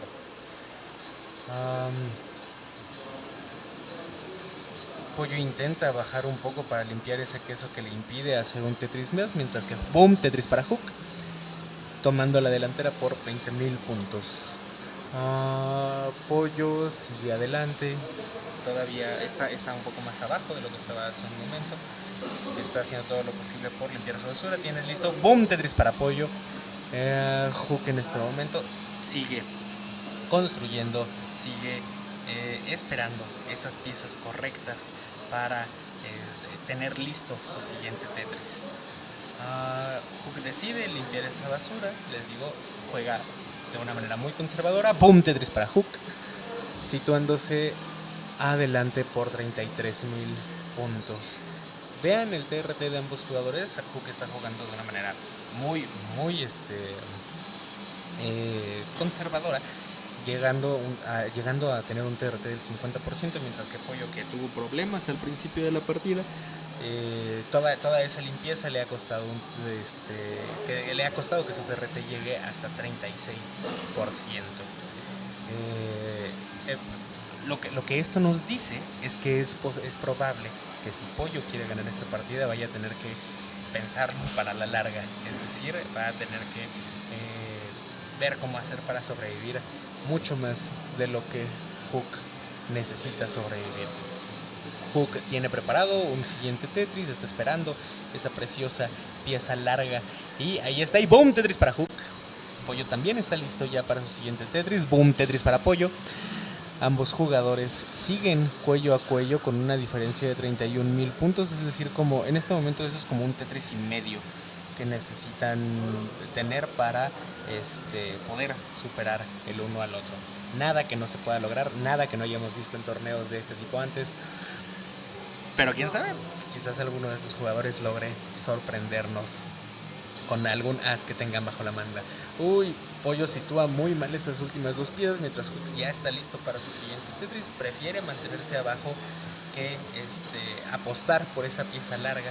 En este momento tiene tantita basura, un poco difícil de limpiar el Hook, mientras que Pollo se recupera.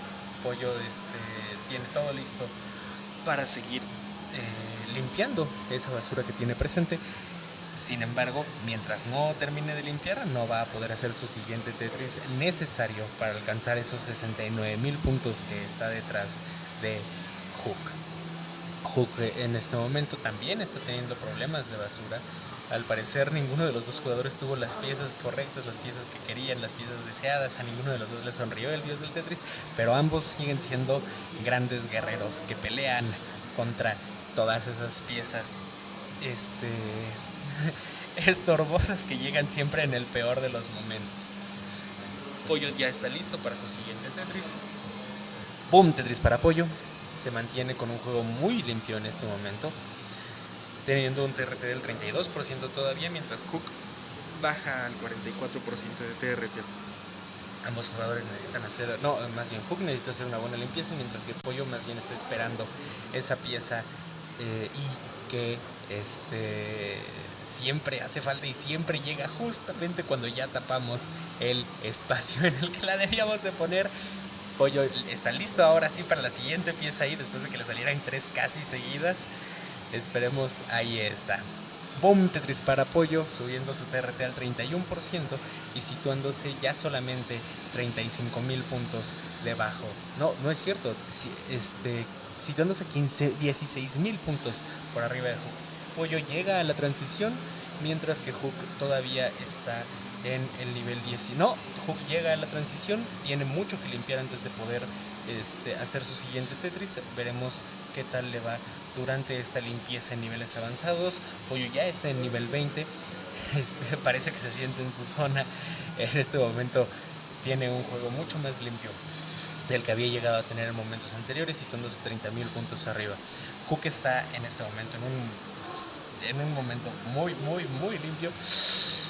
Pollo está en problemas, vamos a ver qué tanto sobrevive. Y Pollo hace tap out con 397,000 puntos, mientras que Hook se queda jugando en nivel 21 con 372,000 puntos. Si Hook lograra hacer un Tetris, probablemente llegaría a ganarle a Pollo en esta tercera ronda. Pero ya van 35, 36 piezas de sequía. Hook no parece que lo vaya a lograr. Hook se rinde y así terminamos la tercera ronda, dándole su primera victoria a Pollo. Y pasando al cuarto momento del juego del día de hoy. ¿Ambos jugadores listos? Vamos a empezar la cuenta regresiva para este cuarto juego. Ambos jugadores están estirando, están preparándose para jugar. Y vamos a comenzar en 5, 4, 3, 2, 1, ¡Tetris! Ok, ambos jugadores están absolutamente concentrados. Ambos saben que este es uno de esos juegos que todavía no está decidido, que van a ser los siguientes momentos, un poco de suerte y un poco de habilidad, lo que se necesita para ganar el juego.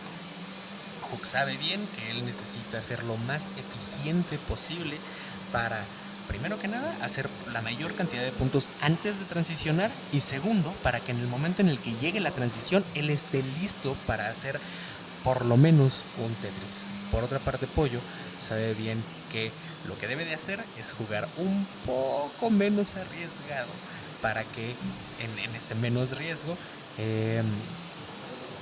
pueda llegar a la transición y por lo tanto pueda llegar a ese momento de ventaja que tiene sobre el estilo de juego de Hook. Ambos jugadores se sitúan, ambos jugadores saben cuáles son sus habilidades, cuáles son sus debilidades. Ambos jugadores tienen puntajes todavía muy cercanos. Pollo está en los 116,000 puntos, mientras que Hook todavía está en los 99,000. Es una diferencia muy pequeña que todavía no va a ser determinante para el juego del día de hoy.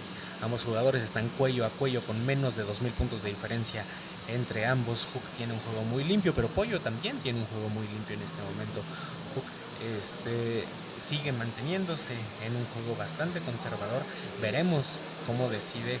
Miren cómo usa esa pieza O para bajar un poco, no esperándose, no arriesgándose a esperar esa preciosa pieza ahí, sino dejando que, previniendo justamente esa sequía de 22 piezas que tuvo hace un momento, y preparándose para siempre estar listo para construir el espacio para hacer el Tetris que necesita.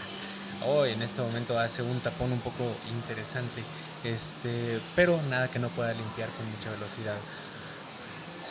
Pollo se sitúa con 34, no 34, 34 puntos de diferencia, y está preparado para esa pieza ahí, que quién sabe cuándo va a llegar, pero mientras más arriba lleguemos antes de que llegue esa pieza ahí, más en problemas nos estamos metiendo. Tenemos una sequía de 22 antes de ese boom Tetris para Pollo, y mientras tanto Hook se mantiene todavía limpiando, todavía manteniéndose lo más abajo posible para poder hacer, tiene ya listo el setup para su siguiente Tetris, y boom, Tetris para Hook. Pollo se mantiene todavía construyendo, dejando caer las piezas, intenta hacer ese tuck-in de la pieza S, es decir, ese momento en donde la gira al final para cubrir ese hoyo, pero no lo logró. Hook, por otra parte, se mantiene un poquito más arriba de lo que suele estar, pero esperando ese Tetris, ese necesario Tetris para poder tomar la delantera. Sigue 5,000 puntos detrás, 26,000 puntos detrás, mientras Pollo está prácticamente a ras de suelo esperando hacer su siguiente setup para su siguiente Tetris. Ambos jugadores están muy cerca ya de los 300,000 puntos, con una diferencia de menos de 40,000 puntos entre ambos. El TRT de ambos jugadores, si le prestan atención, es como de 60 y 55. Eso significa que ambos jugadores están jugando al mismo ritmo. Eso, en este contexto, con lo que se ve, con lo que están haciendo. Esperen, miren. Pollo está en problemas. Está viendo cómo puede hacer para limpiar esa basura antes. A ver si este no es el final. Y Pollo llega hasta arriba haciendo 327,000 puntos. Va 33 puntos adelante. 33,000 puntos adelante más bien. Hook solamente necesita hacer esos 33,000 puntos para ganar. Y si él se llevara esta ronda, ganaría el juego, pasando ahora sí que al siguiente nivel en este torneo nacional de Tetris clásico en México. Vemos como Hook todavía está haciendo un poco de limpieza. No está muy preocupado por acelerar las cosas, sino que más bien necesita abrir el espacio para poder hacer un siguiente Tetris, porque así, limpiando la basura de uno en uno, es un camino muy largo y corre el riesgo de que llegar a la transición antes de poder hacer ese Tetris necesario para ganar. Ya solamente está a menos a 17,000 puntos de diferencia. Podría estar avanzando un poco más. Hook limpia esas líneas. Ya solamente le falta muy poca basura para hacer ese siguiente Tetris. Ese siguiente Tetris probablemente le regale el juego en este momento. Solamente estamos viendo y no logra. Tiene que volver a construir, y ahí estaba la pieza ahí que necesitaba. Ya tiene el setup listo de nuevo. Está esperando esa siguiente pieza ahí. Mientras no haya. Y ese es el juego para Hook. Ahí estuvo.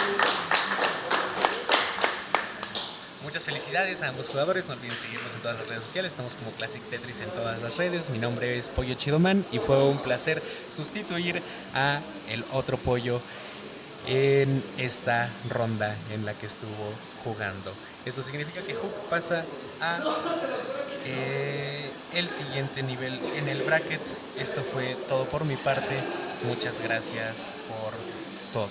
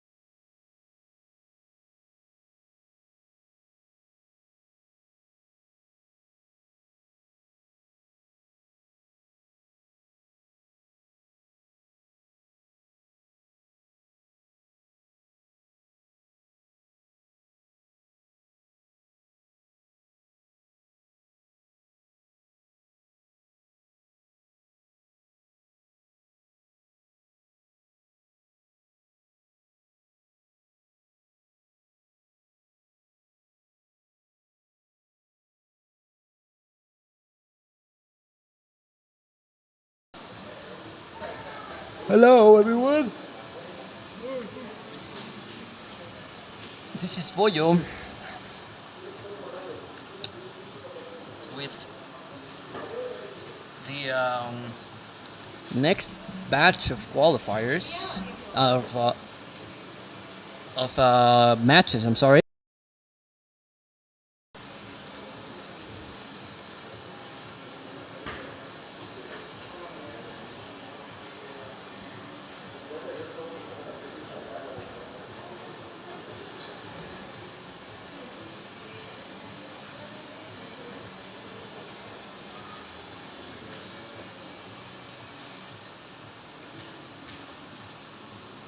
We're getting ready for this is not Hook. This is AB Geek.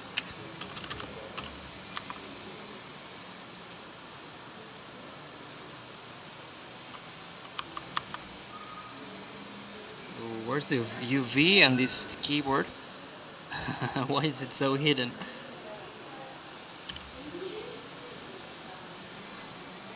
We're gonna have AV versus Jorge White.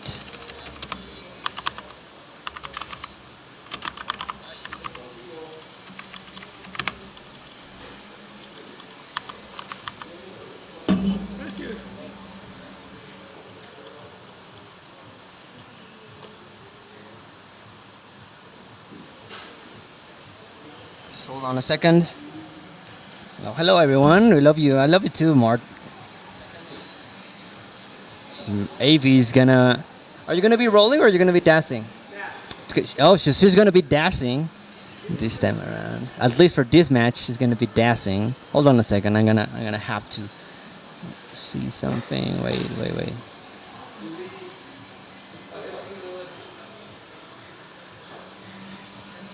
Sí, una no va a decir, ¿no? Mejor fue.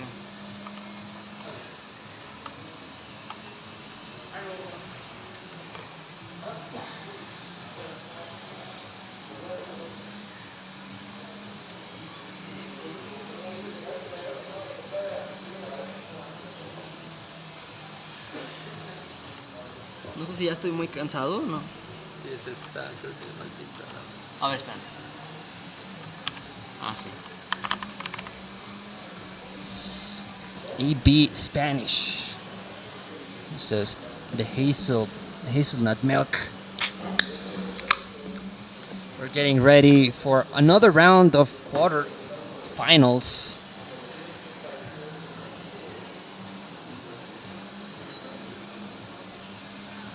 Let me see what can I do to update the bracket, but I appreciate it very much.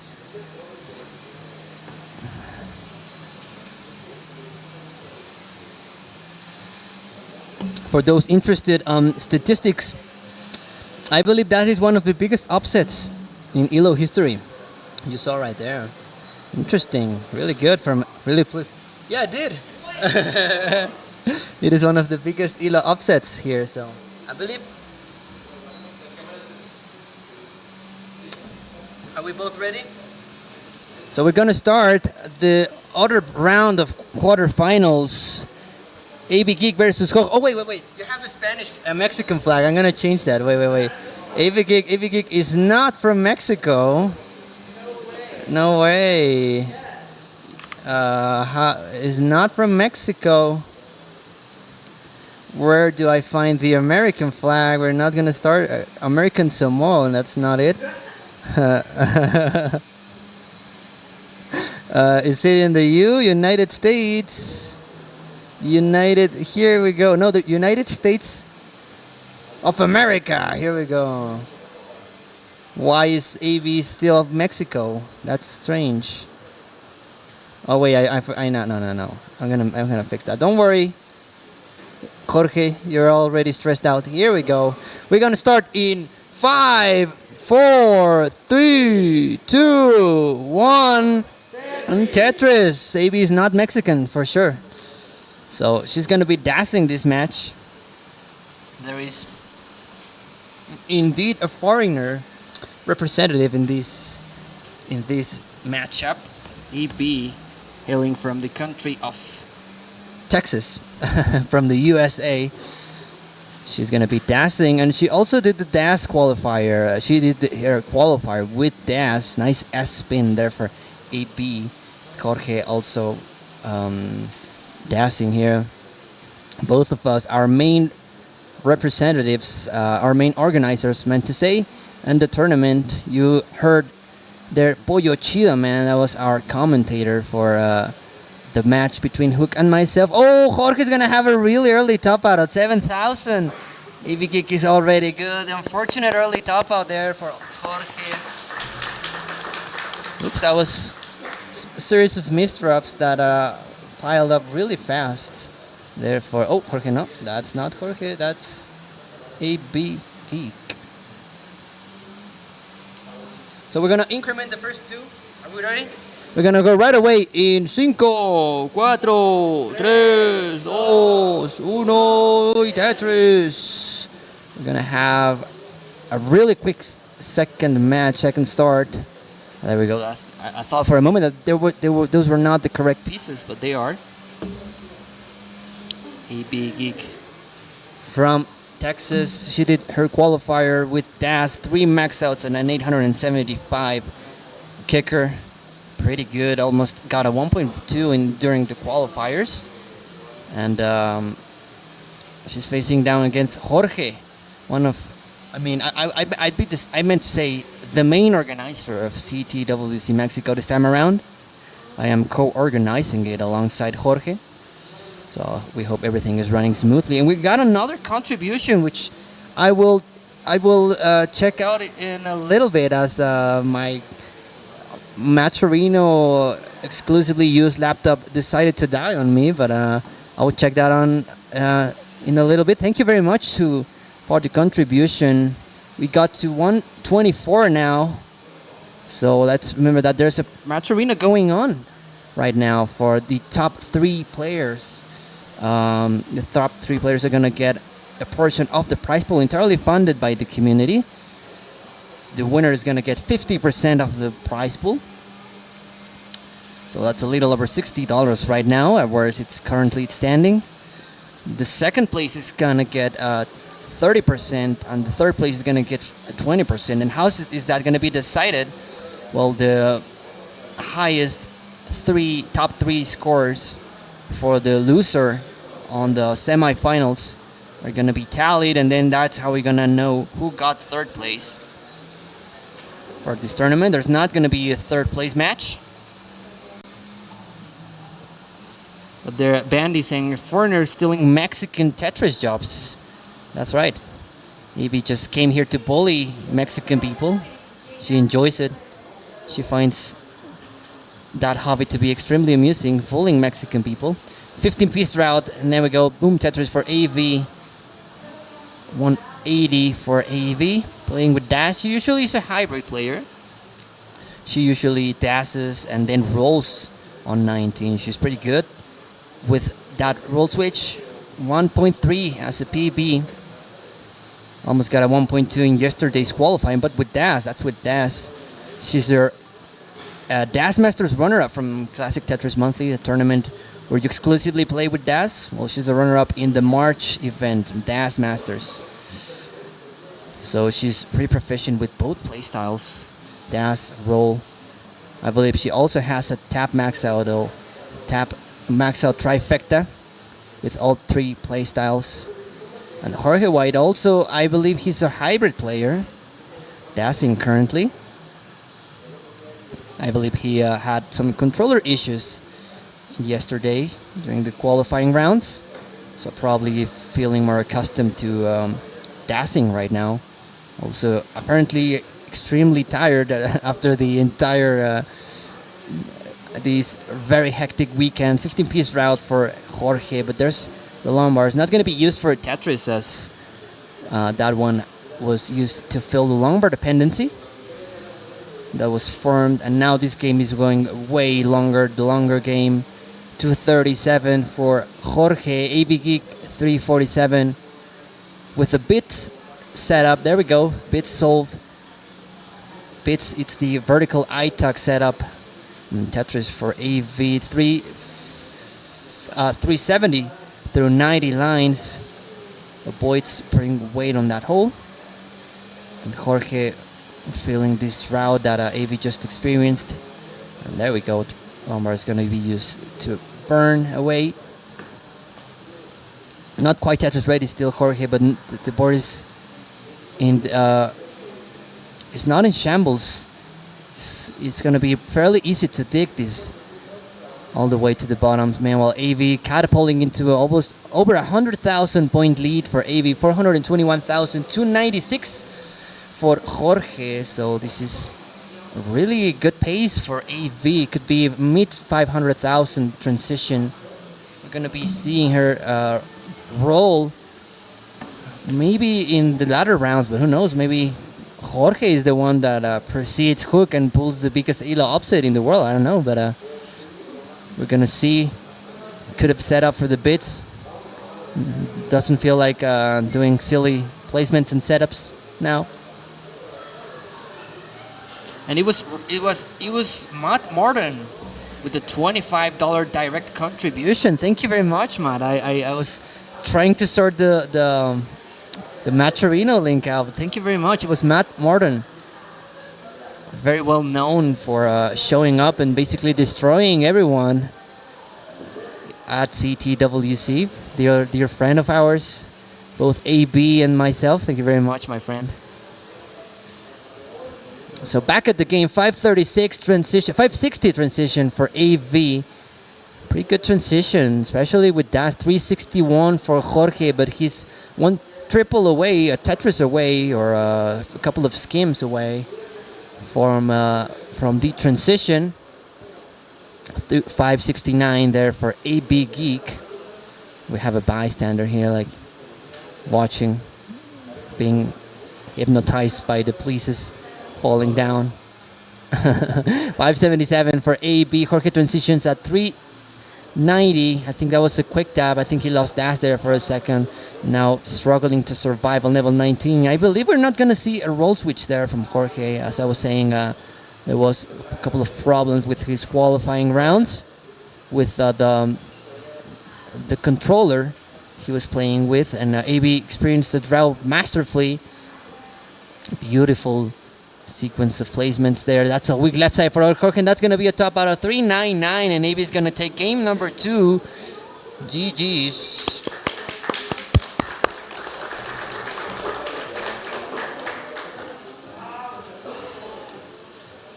Another hard for AB Geek.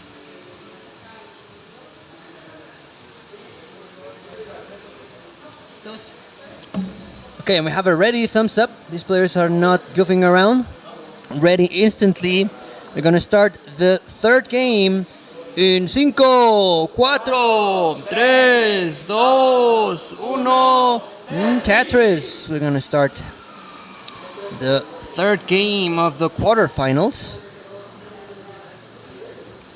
We're going to start with the same piece sets. So it's standard procedure in this qualifying event for Classic Tetris. Decision there for Jorge. Didn't quite know what to do with that piece. Was not accommodating. It's not going to be a big issue. That's going to make it nicely out. Now doing a little bit, slowing down AB with over 2 Tetrises on the board already. 46,000. You never are going to discount any player, especially with DAS. Everything can go bad really quickly. Whoop, misdrop there for A, but it's fixed with a nice tuck. You can see her moving on the chair. The DAS shrug, like the head shrug as well. And 38,000 for Jorge.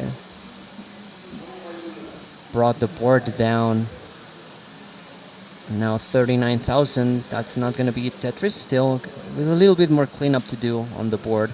AB 141. 4 Tetris lead for AB. Another Tetris is going to take it to 164,000.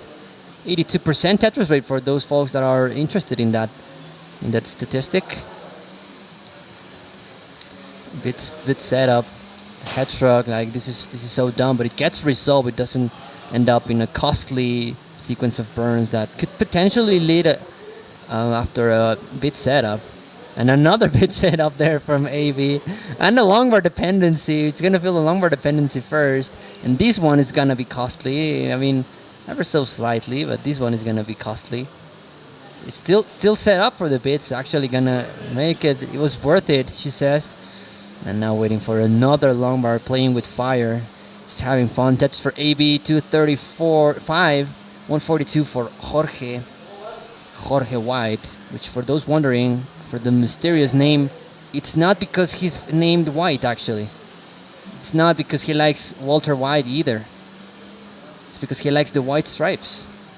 Fascinating, I didn't know that. Oh, I'm talking about Jorge White. A couple of misreps are going to be done. 143 for Jorge White. And that's going to be a sweep for AB, our colonizer from the US. This is going to take the first blood in the tournament. This is the first victory there for the United States of America. And I believe we're going to have Oscar, right? Oscar, we're going to have Oscar play Gas. Another of our players who made it really far into the... made the games go the long way.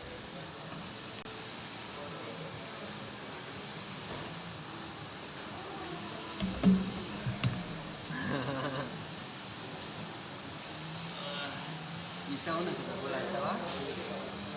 Yo estaba comiendo unas papas. ¿Comiste unas papas?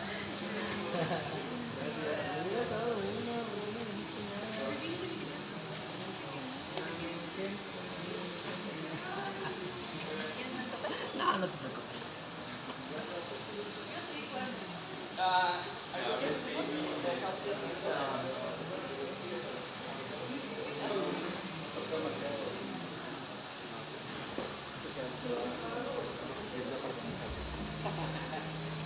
Okay, I'm gonna get working on that, Jorge. I mean, Enrique, sorry. The computer that is being... What? Score of the day being So you need to get around it. I need to get a BB now. So we're setting up for the board.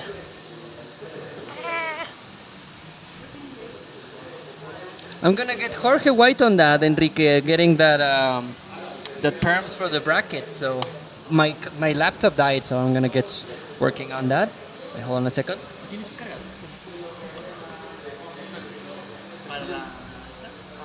¿Sí?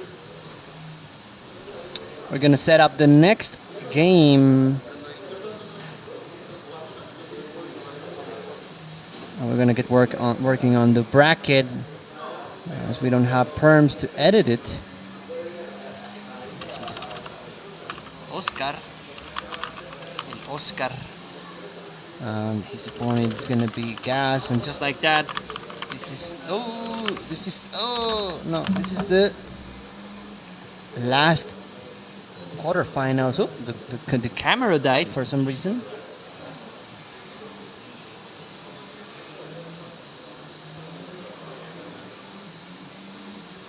I'm gonna get that working.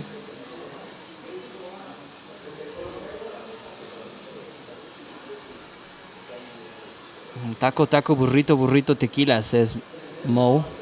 Me come galletas. That's right. That's where you're missing out. What's you're missing out on. So we're gonna give the players a little bit of warm up while we set up everything. ¿Cómo se...? No, pero quiero ver el juego. Sí.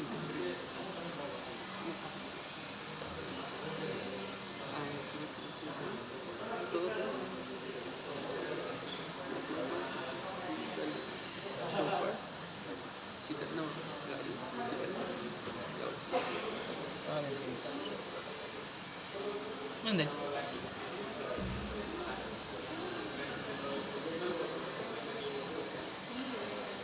We're gonna give these players a couple of more warm-up games, especially Gas. He was not in the free stations that We have here hooked up, so you can walk in and get the highest score possible. You can see Oscar is rolling. We had a beautiful shot of that rolling motion.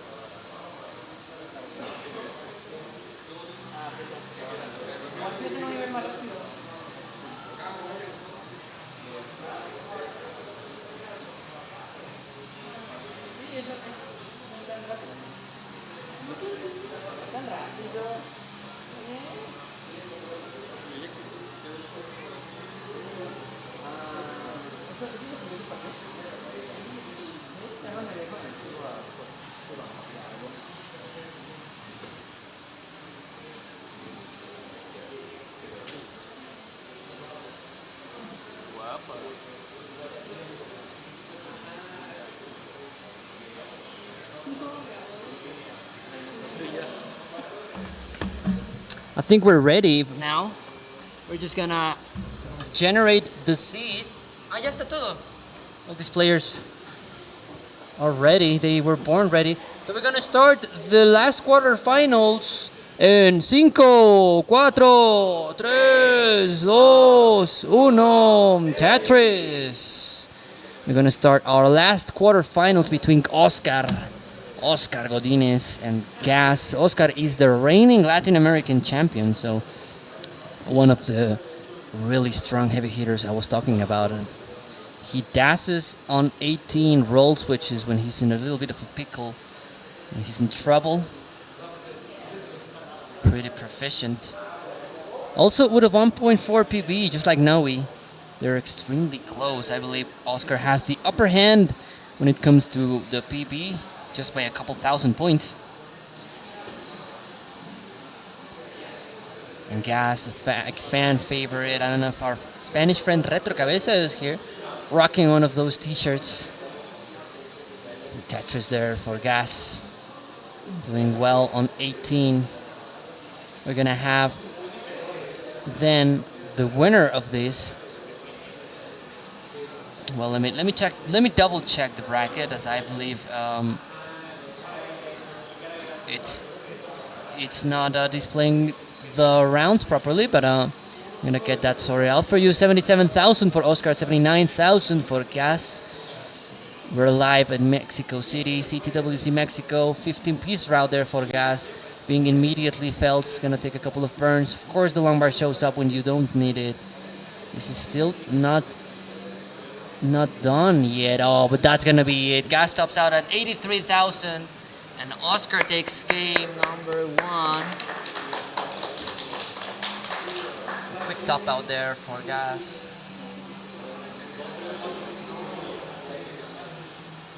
We're doing a Matcherino.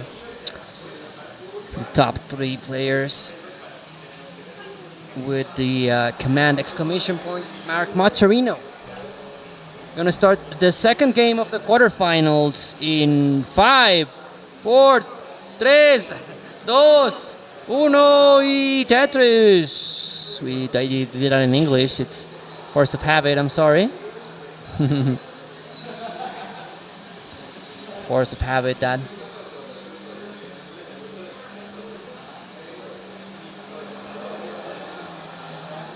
Nice tuck setup there for Gas. Actually, he's the one that has the better board. Now, with the long bar dependency high up. There we go. Nice long bar there for Gas. Usually not seeing a long bar and being high up gets you into really anxiety-inducing state of mind, especially when you're in competition. You have to have a lot of experience to learn how to keep it cool.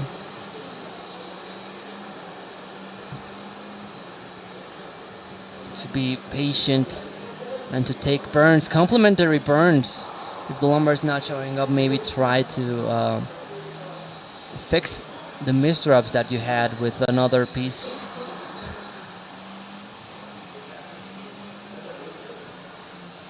Try to downstack the lumbar dependency that you have. And we've seen that's a common theme for our newer players.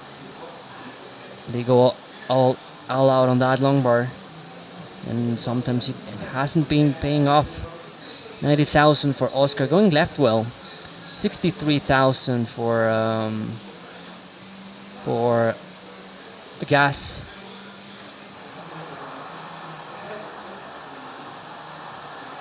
$109 now for Gas. Just 6,000 points behind Oscar, and now Oscar having a couple of misdrops that he has to fix. And this is our last quarterfinals. Then our last batch of matches are going to be the semifinals, which now we already punched his ticket into the semifinals. So did AB. So did Hook, a surprise qualifier to the semifinals. And then Oscar is fighting his way to the last spot of the semifinals in today's tournament.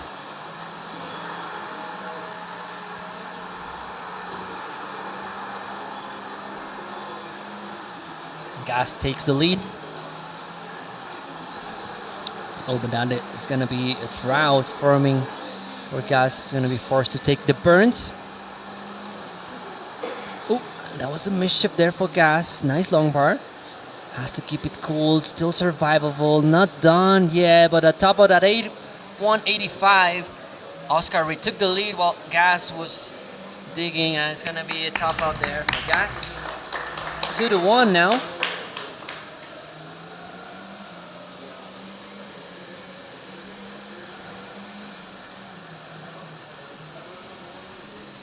Now we're going to have the potential last game of the set.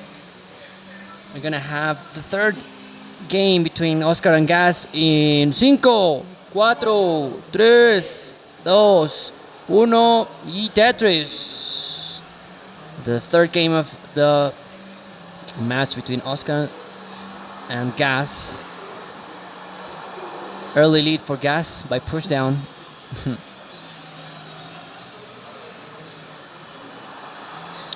And don't go anyway, because we're going to have our heavy hitter matchup. Oh, and don't go away to see how this ends being fixed. Oh, and that's going to be a really early top out there for Gas at 3 points. It's not Club Zero, though. It's not Club Zero, though. Not Club Zero, though. Which a couple of gold bracket players cannot say. I've never joined Club Zero. Well, Gas has not joined Club Zero. That was a really early top out there after a nasty misdrop there. That was brutal. Yeah, indeed. And Oscar is the winner.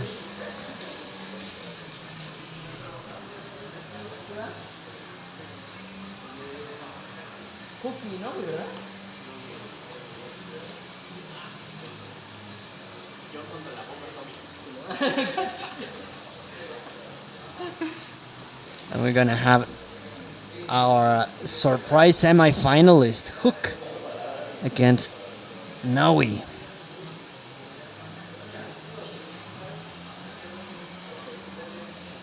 We're gonna be looking for a spot into the finals. We're gonna set that up real quick. So we're gonna have Hook versus Noe, and then Oscar versus AV Geek.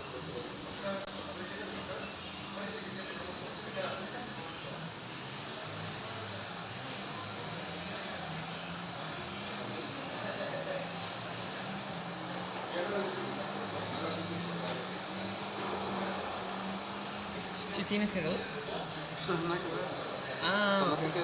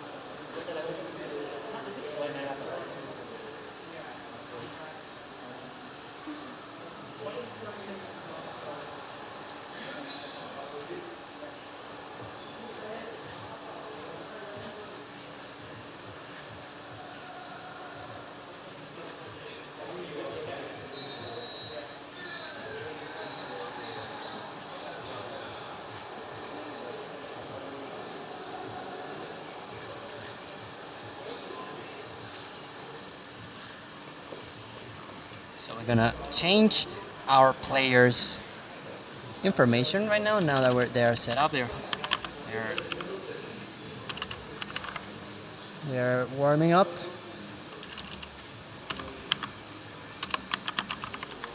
Ooh, no. This is a really finicky keyboard. Now here we go.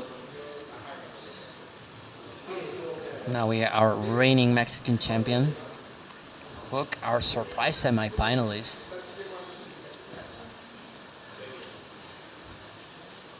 Warming up on 19. I think he has a game going on now. I'm not sure what's his 19 PP.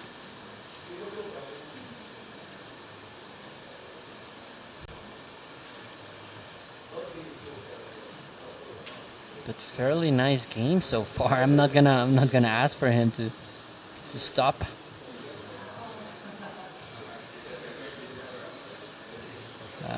He knows that piece there is gonna be really hard to get, and that's the top out. Cuando estén listos, hagan el CD.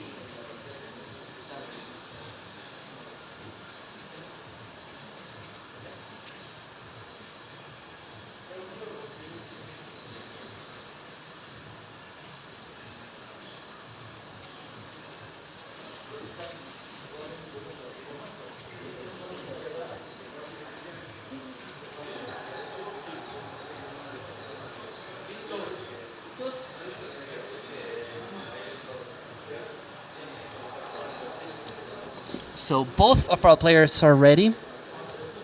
We're gonna start our first, not quarterfinals. Give me a second. Our first semifinals. Top 4 right now. See me? No, semifinals. Semifinals. We're gonna start Hook versus Naui in 5, 4, 3, 2, 1, Tetris. Same seat.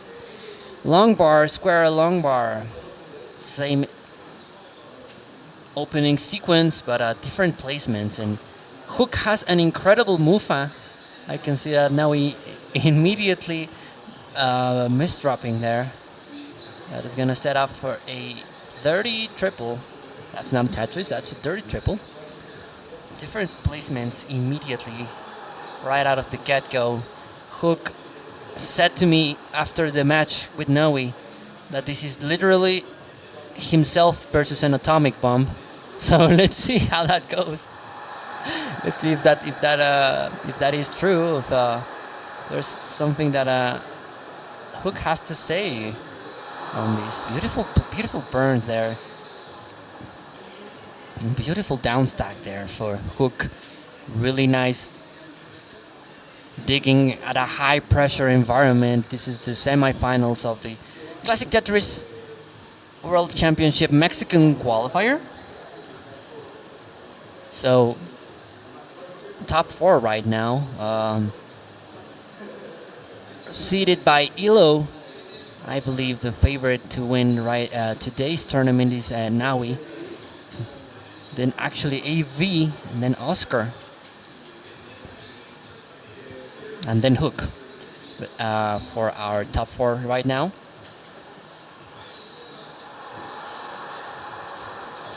And Moralando, welcome in. This is the bracket for today's tournament. You see that pinned by the Nightbot. Tetris for Hook. Having the lead over Noe.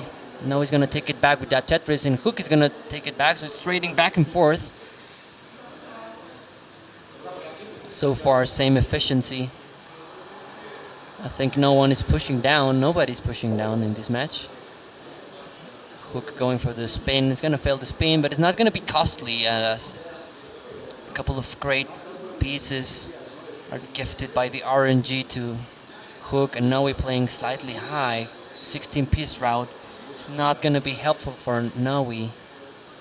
Crucial placements there for Noe. Horrible pieces. Digging really high up. Long bar, it has to reach all those rolls. And now he's going to top out at 142. Hook is going to take game number 1. The atomic bomb is not gonna get the Hook this time around. The Hook course is a real thing. What is happening here? The Cinderella story continues for Hook. And people saying Hook is using black magic or something. So, are we ready? We're gonna start the second game in 5, 4, 3, 2, 1, Tetris. Everyone losing their minds over Hook getting a game of Noe. Saying, vamos el guapísimo. For those unaware, that's Hook's nickname in Latin American server. The most handsome man on the planet, el guapísimo. He's self-proclaimed that way, so what are we gonna say? It is true. Simul Tetris basically there for both of them. And crazy Cinderella story going on for Hook. Just as Ian Keith mentioned, first taking off the 4th seed of the tournament, one of the max out players who had potential to maybe make it into the semifinals. But Hook came and denied him from that opportunity, and now banking a little bit on that long bar. Oh, and we're gonna trade early top outs there. 30,000 top out for Hook. We're gonna trade early top outs. You're gonna give me one game, I'm gonna give you one game.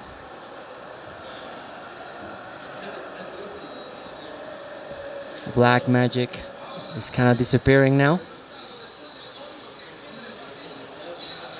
We're waiting for both. And we're gonna start game number 3 just like that, really fast in 5, 4, 3, 2, 1 y Tetris. So this is now a Hook.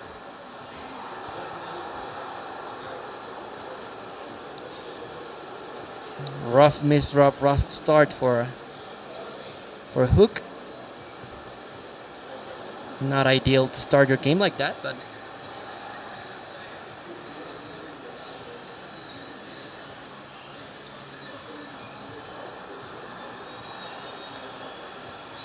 there we go, getting the stack back in order for Hook. Meanwhile, Noe with 2 Tetris is already on the board. That's going to be the first for Hook at 28,068 for Noe. Noe is going to be joining us at CTWC, the Classic Tetris World Championships in Pasadena, June, later this year. Noe with 4 maxes and a 900 high kicker. I think it was a 970 kicker. 980 something kicker for Noe. Almost a 5 max outs. Was fighting for 6, but I believe nerves got a little bit into Noe's head. On yesterday's qualifier. It's a little misdrop there for Noe.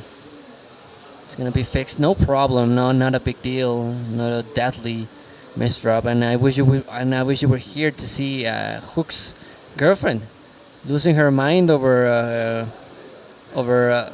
the black magic, the plot armor that Hook has over him today. I always love it. Nice adjustment there for Noe. Last second adjustment there for him, and beautiful placements there for Hook. Really disciplined, really patient, not going to burn just because you want to burn, you want to go down. He's waiting for the correct pieces. Nice discipline there. And he gained a little bit of experience playing on the Latin American Championships. He played a little bit of monthly tournaments in our Latin American community. I believe, I could be wrong, but I believe Hook has made it into the Promesas finals in the Latin American community, which is one of the lower tier brackets of our monthly tournament. Promesas means like, how could you translate that in Spanish? In English, rather. Maybe something in the lines of promising star or something like that. There's a lot of context missing from that in English. Tetris for Hook 175, 291,000 there for Naui. Into the lead by about 5 Tetrises. You can see the wrong way, the Tetris lead right below Naui's score. So that there we go, 4.15. That's the Tetris lead that he has over Hook. The upper bracket is the term. Thank you very much. You're right.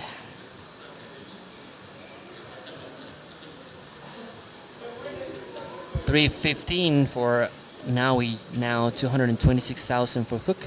Just like that, 80 lines have passed and we're in a drought. 20 lines drought for Naui, who are going to be felt right now for Hook. Not an ideal moment as Hook is experiencing a longbar dependency, waiting for that, unknowing that the longbar is going to keep building.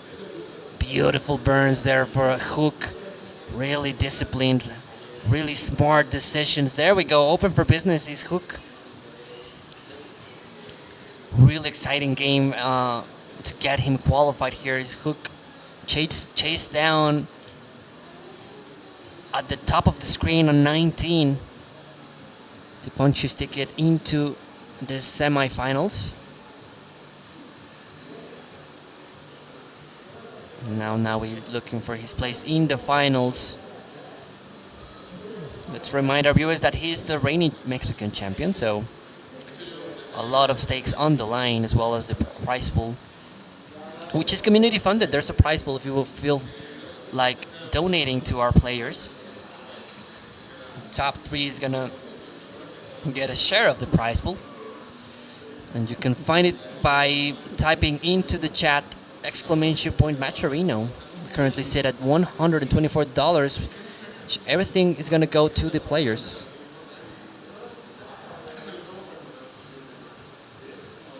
There we go. Thank you, Ian Kidd, for the Matcherino. So if you're able to, we'd love to. We'd greatly appreciate your support for our players.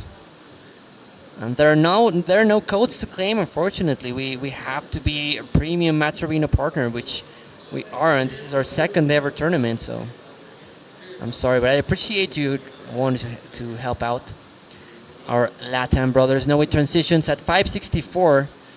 Monster lead for Naui over Hook, almost over 200,000 at a couple of moments throughout the game. 392 transition for Hook.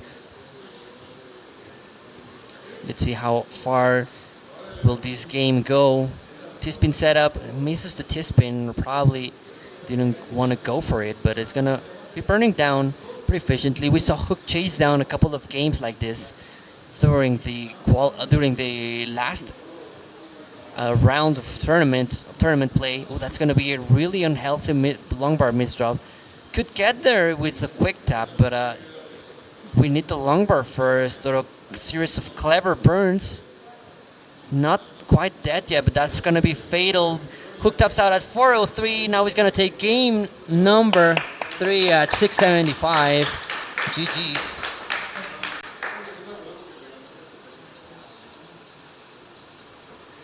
It is indeed. I've been commentating for like 10 hours straight, so. A crucial game for Naui. We're ready to go. We're set, and we're going to start potentially the last game in 5, 4, 3, 2,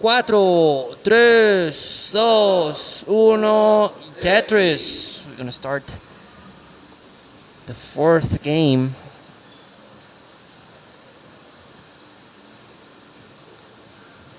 Of the semifinals. The winner is going to punch his ticket into the finals, and who is the winner of this match? Who's the winner of this match facing? We still don't know. We're going to have a really strong match coming up right now, which is going to be AB Geek versus Oscar Godinez. Will the Mexican prevail and make the Mexico finals? Will AV Geek punch her ticket into the finals and potentially the challenge for an upset of a Mexican not winning the Mexican national championships, just like now we did a couple of months ago in Japan, as he became the Waku Waku winner, the Waku Waku Japanese. Nice 30 setup there for Naui Tetris, and another Tetris, 2 quick succession bars to cash in 2 Tetrises. 119 for Naui, 81,000 for Hook. A little bit of traffic on Hook's board. Could potentially set up 30 now, and if the long bar shows up, that's going to be a 30 Tetris, and 30 Tetris for Hook. 117 for him, 142 for Naui with a plucked well. Nice J, nice L, I'm sorry, with a square uncovers and gets a Tetris. Now 168, 109 for Hook.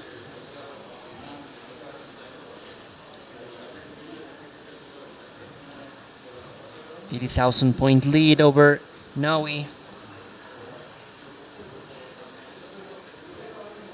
And 30 Tetris there for Hook to stabilize the board, bring the board down efficiently. Nice efficiency we've been seeing from Hook in these last couple of matches. And I have to say once more that he said he was playing an atomic bomb when he was told that he was gonna face Naui.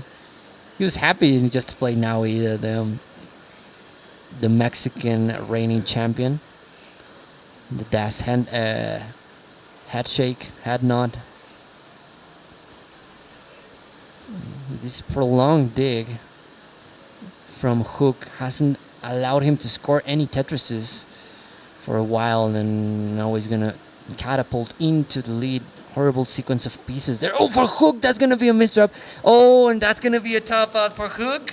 Yeah, that's gonna be a top out for Hook. Now he's good. 309 punches his ticket into the finals. Who's this gonna meet? We don't know yet. This is gonna be AB Geek and Oscar Godinez. Our hardest hitting match so far by far. We had another contribution. Thank you very much. If someone would please let me know who our last contribution was in chat. We're still sorting out our link that gets you to our Maturino. Thank you very much. I will see in a second who that is. We're setting up the semifinals. Hook es el jugador de mejor en la historia world, says Tuki. That makes absolutely no sense, but we got the idea.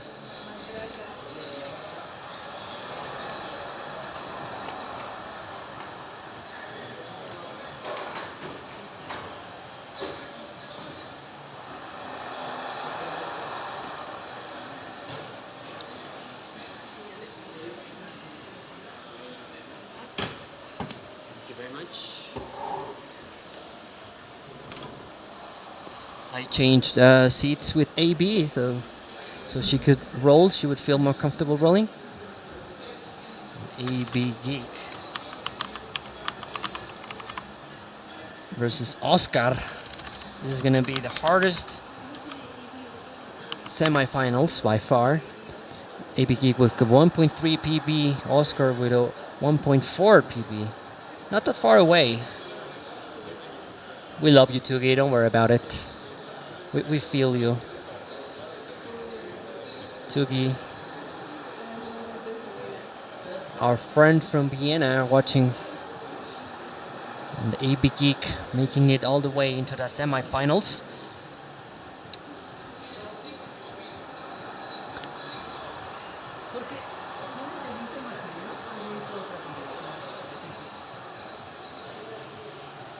No lo puedo ver como está muerto aquí.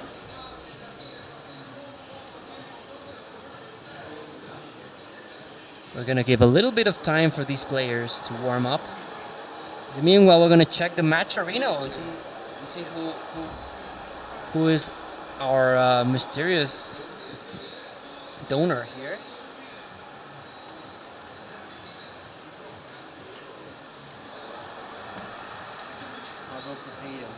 It was Rogue Potato. Thank you very much for your contribution, which got us to 138. Let's remember that there's a prize pool going on, entirely funded by contributions from people all around the world for our top 3 players. I'm talking about top 3. We're gonna decide the 3rd place within this match. How so? Well, because we're gonna add up every single score, the top 3 losing scores of whoever loses the game, and then we're gonna tally it up and decide who gets the 3rd place like that. Esta es la semifinal. Ellos dos juegan muy bien. Entonces, la semifinal y ya después de eso sería Oscar y Naui probablemente, o Ivy. Y ya, estoy cansado. Sí, estoy cansado. Sí, sí, por favor. Ay, pues,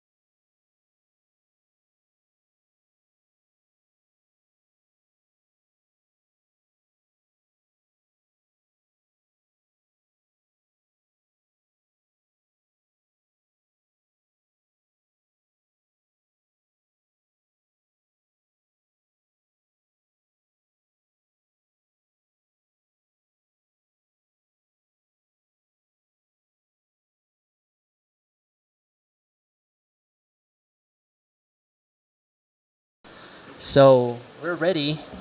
Semifinals. Who's gonna meet Naui in the finals? 1.3 player versus a 1.4 player. AV versus Oscar. This is gonna be an interesting one. Don't go away. You wanna stick for this one. We're gonna count down the first game between AV and Oscar. Best of 5 in 5, 4, 3, 2, 1. Tetris. The semifinals. Number 2.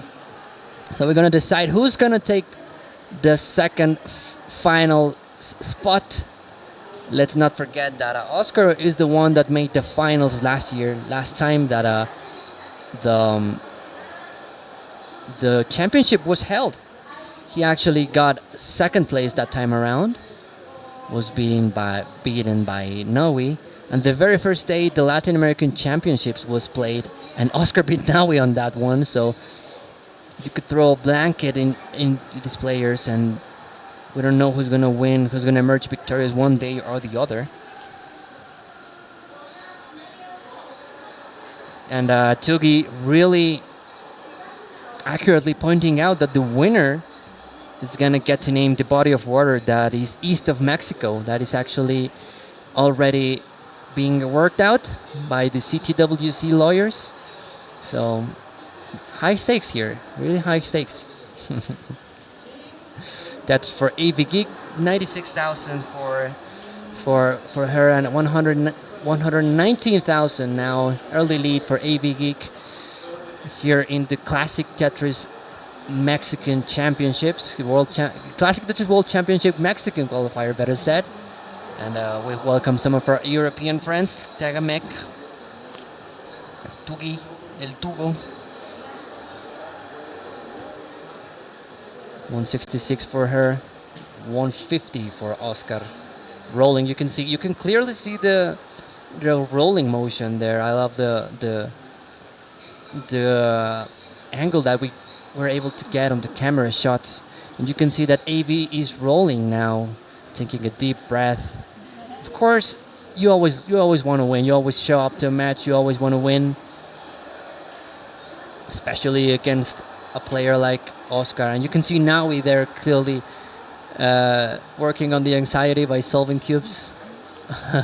Thank you. That's how he handles the anxiety and the pressure, by keeping his brain warmed up. Oh, and Retro Cabeza with the raid 19 people. Welcome in, everyone. You just walked into the semifinals of the Classic Tetris World Championship Mexican Qualifier 2023. Don't adjust your eyes. That's actually AB Geek from the US. She made the trip all the way to Mexico and aims to challenge the best Mexican players so far, taking out a couple of our qualifying people here in the tournament. 325, really nice score for AB Geek. And thank you, Nightbot, for reminding us about the CTWC. I'm going to remind the viewers that that's a match arena. We are currently sitting at $138. That's going to be going directly to our players, who are top 3 players, who are coincidentally being decided within this match. Best scores. Nice T-spin there for AB. 20-piece route. Our top players are going to be decided by top 3 losing scores. Oh, longer dependency there for AB Geek. Nice, getting the S's all the way to where they need to go to uncover the long bar dependency, stack down. Nice, let's remind that she's playing with Das now. She's gonna roll switch on the 19 portion of the game. She got her qualifier done yesterday with Das, entirely with Das. She didn't feel comfortable with the chairs. We got her one that suited her better, that made her feel more comfortable with the rolling motion. Yeah, she will roll. She did her qualifier yesterday with Das only. 3 max outs and an 873 kicker, I believe, in an hour. So that's pretty good. Almost got a 1.2 as well. So in top form. She recently got second place in the Das Masters tournament in March. The top Das tournament by monthly basis. 442 for her, 224 for Oscar, with a deficit of about 2 Tetrises. Not quite 2 Tetrises, but a 1.8 Tetris, now 0.72. This is neck and neck so far. Now we're rooting for his Mexican compatriot. I don't know how to say that in English. And we're seeing really high transitions now. 511, 494 for Oscar.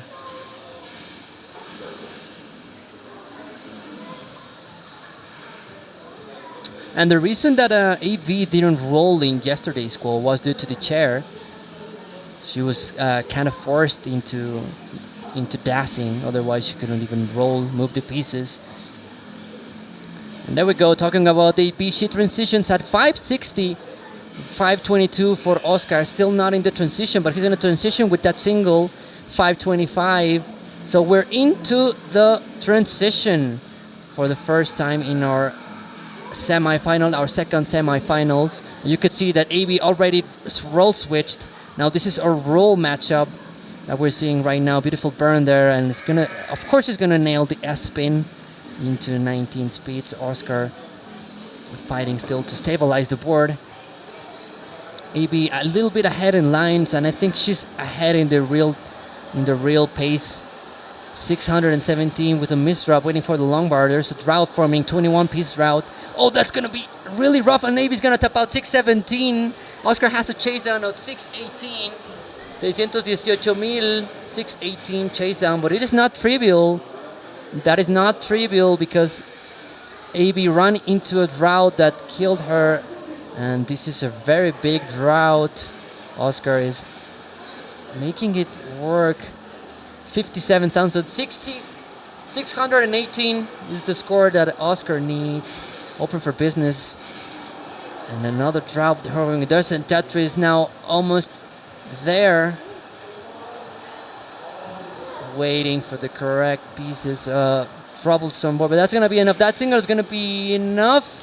And Oscar is going to take game number 1. Okay. We're gonna do a little bit of a break because I think there's a problem with the TV. So we will be right back. I think the callers decided to be all funky. That was what all the commotion was about. When you saw Oscar talking, the TV decided to kind of die on us. That's what you get working with really old hardware. ¿Mande?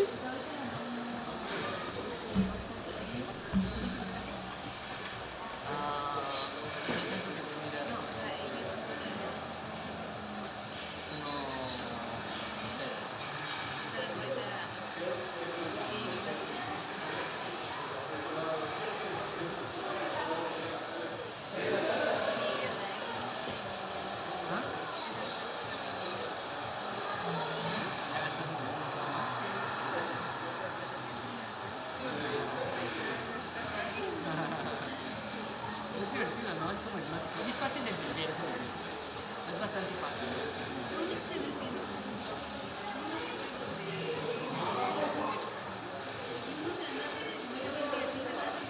Ah, porque cuando empiezas las primeras líneas,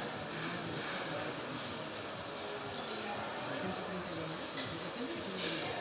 Pero si empiezas a ver 19, como los que te tienen que pasar, de hecho, empiezas a ver y te caes muy bien.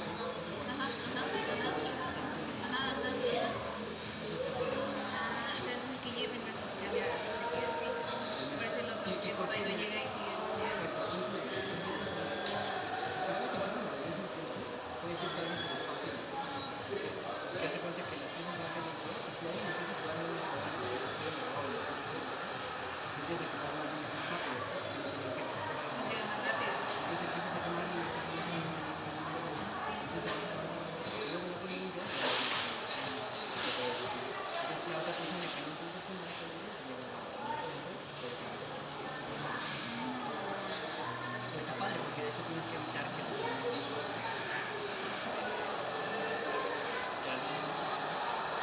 Para que justamente tu oponente no pueda ver. Por ejemplo, si de repente hay una pieza que sale mucho, tú te adelantaste, tú vas a ver. Tu oponente va a ver las piezas que vienen.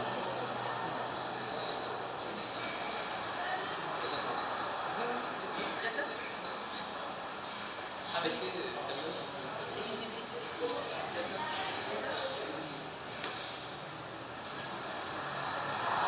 All right, we got the CRT working. We had a technical problem with Oscar CRT. The colors are glitched out a little bit. We're gonna give Oscar his heart. We're gonna start the second game of the semifinals. In 5, 4, 3, 2, 1, Tetris. We're gonna start. That was a really fast CRT change there for Oscar, and people are gathering there to solve the Rubik's Cube, even though there's a really nice Tetris game going on. I don't know what Gas is doing right now, but he doesn't have his priorities straight.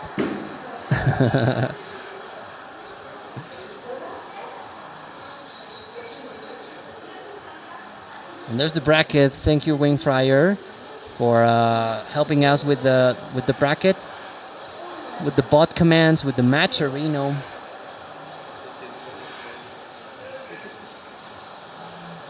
Nice scheme there to make onboard dependency for AB.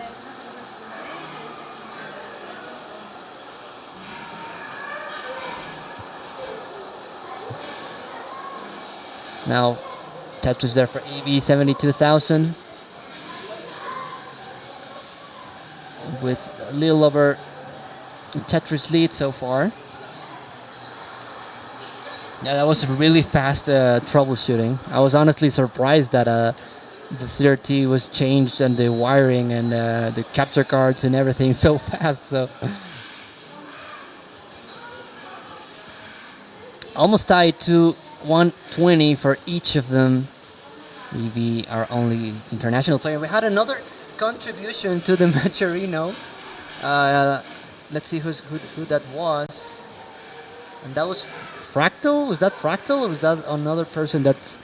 Oh, that was Fractal's 7th roommate. I don't know if that's a Fractal or an actual roommate from Fractal, but thank you very much for getting us to $188 for the prize pool, entirely funded by our players, our community members. Thank you very much. Fractal 7 roommate. Oh, double tug there for AB. Really nice. Now we're waiting for an S piece. It's going to hit this pinch. Of course it does. Tetris there for AB. And Oscar, you can see this is serious business for Oscar. Rolling out of the get-go on 18. He usually dashes on 18 and roll switches on 19, but he knows this is serious business. He wants to retake that final spot from the last time this tournament was held. Wants to face his pal Naui. Both of them are going to go to CTWC. So in case Oscar gets there, it's going to be good practice to go against a top player like Naui. And Oscar playing slightly high, elevated. That's good that he rolls with that. He's rolling. Nice pullback there to make look from the square. Really nice adjustment there, making a run by dependency. There is Tetris there for Oscar. Naui not in approval. Really nice adjustment. And AB was able to capitalize on this dig that Oscar was forced to, and now he's into a 2 Tetris lead. She is rolling though. Now she is dashing though in the 18 portions. You can see the anxiety. These players are taking this very seriously. Oscar, that's how you know Oscar is rolling out of the get-go. And AB with 342. Now make it 364 at 84 lines. Another Tetris, back-to-back Tetrises. 387 versus 343 for Oscar.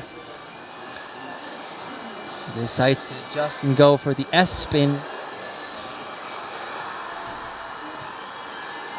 And now with an uncomfortable sequence of tuck setups or spins. This is troublesome. Okay, it's fine. Takes the Tetris, lowers the stack now. She is dashing, so she's not able to probably roll switch as fast, so she has to work this out as she's around with dash. She has to make it work. She has to fix it with dash.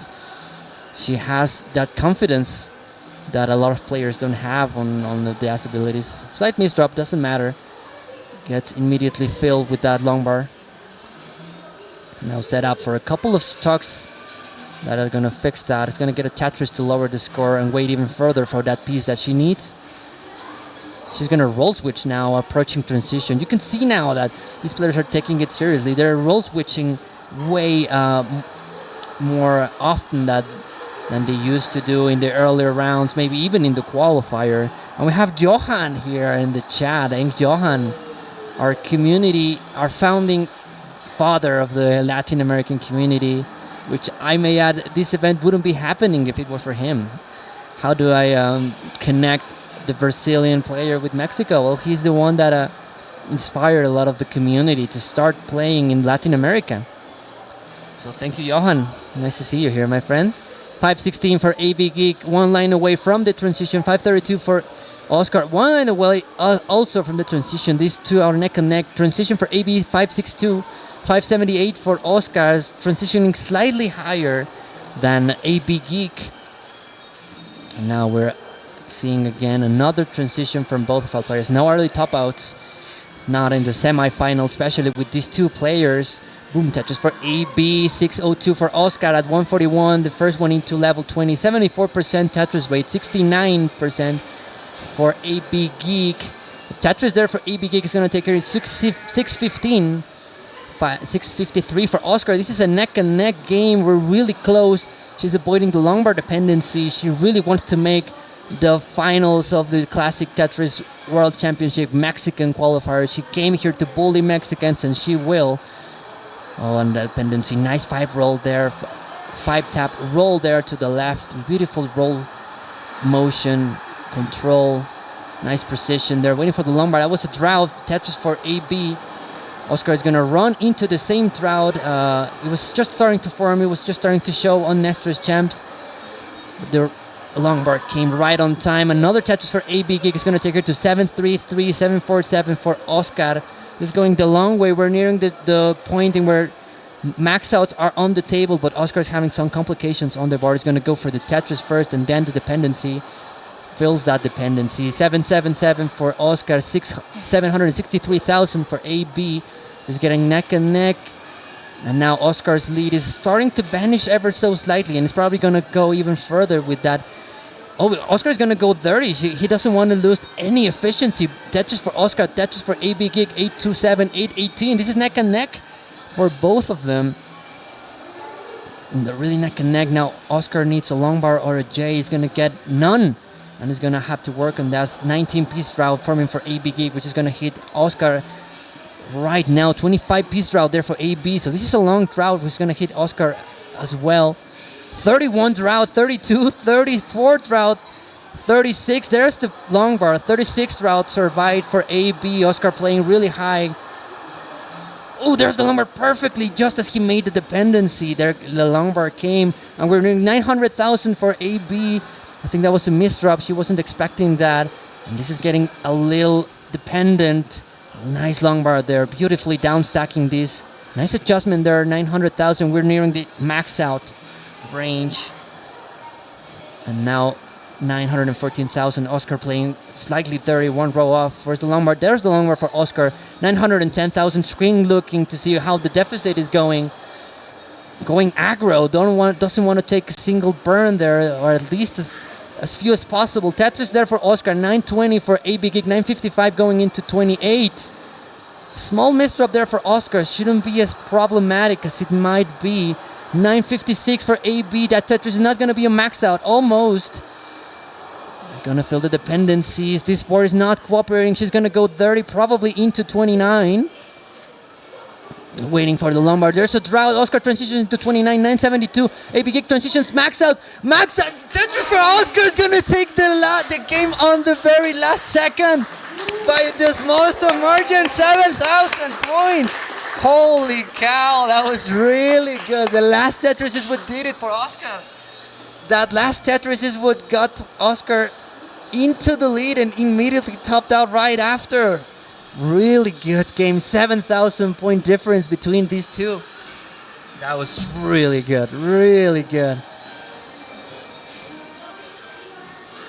And we're at double max outs. GG's, both of them. That was at the very last second. 7,000 points. That's nothing in the grand scheme of things. Really nice game there from both of them. And we're waiting for both of our players to be ready. They can take as long as they need to cool off a little bit.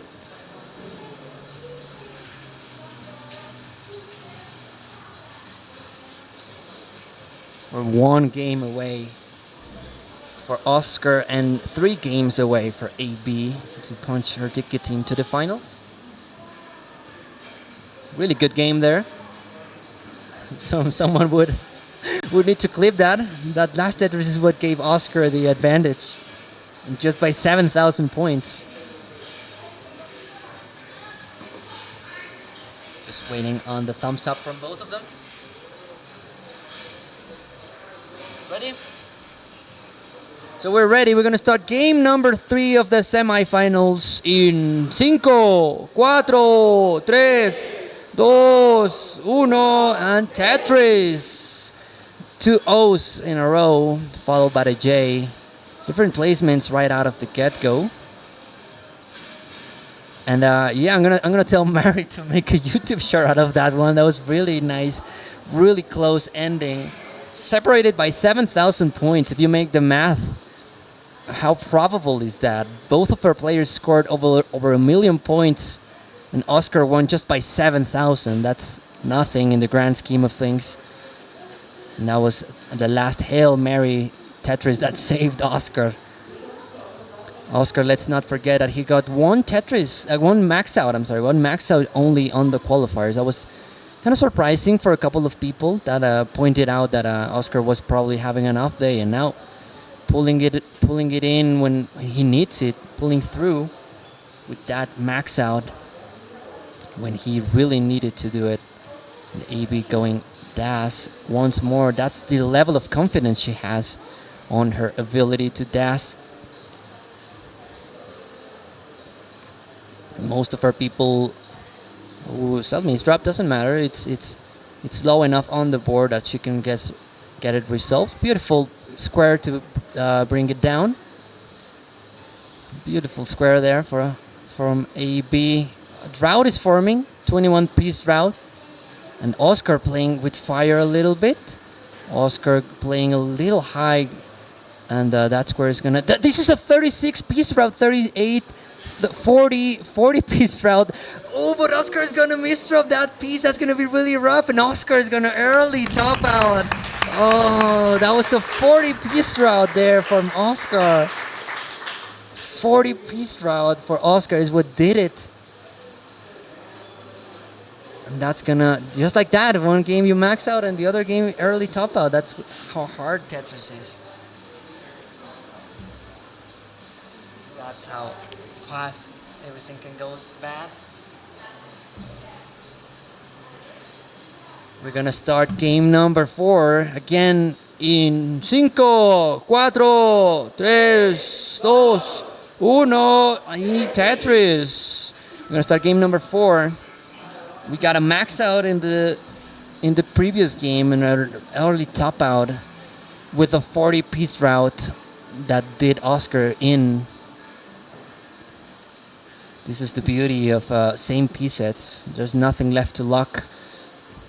It is purely skill level, purely how you manage the pieces that are thrown to in your way.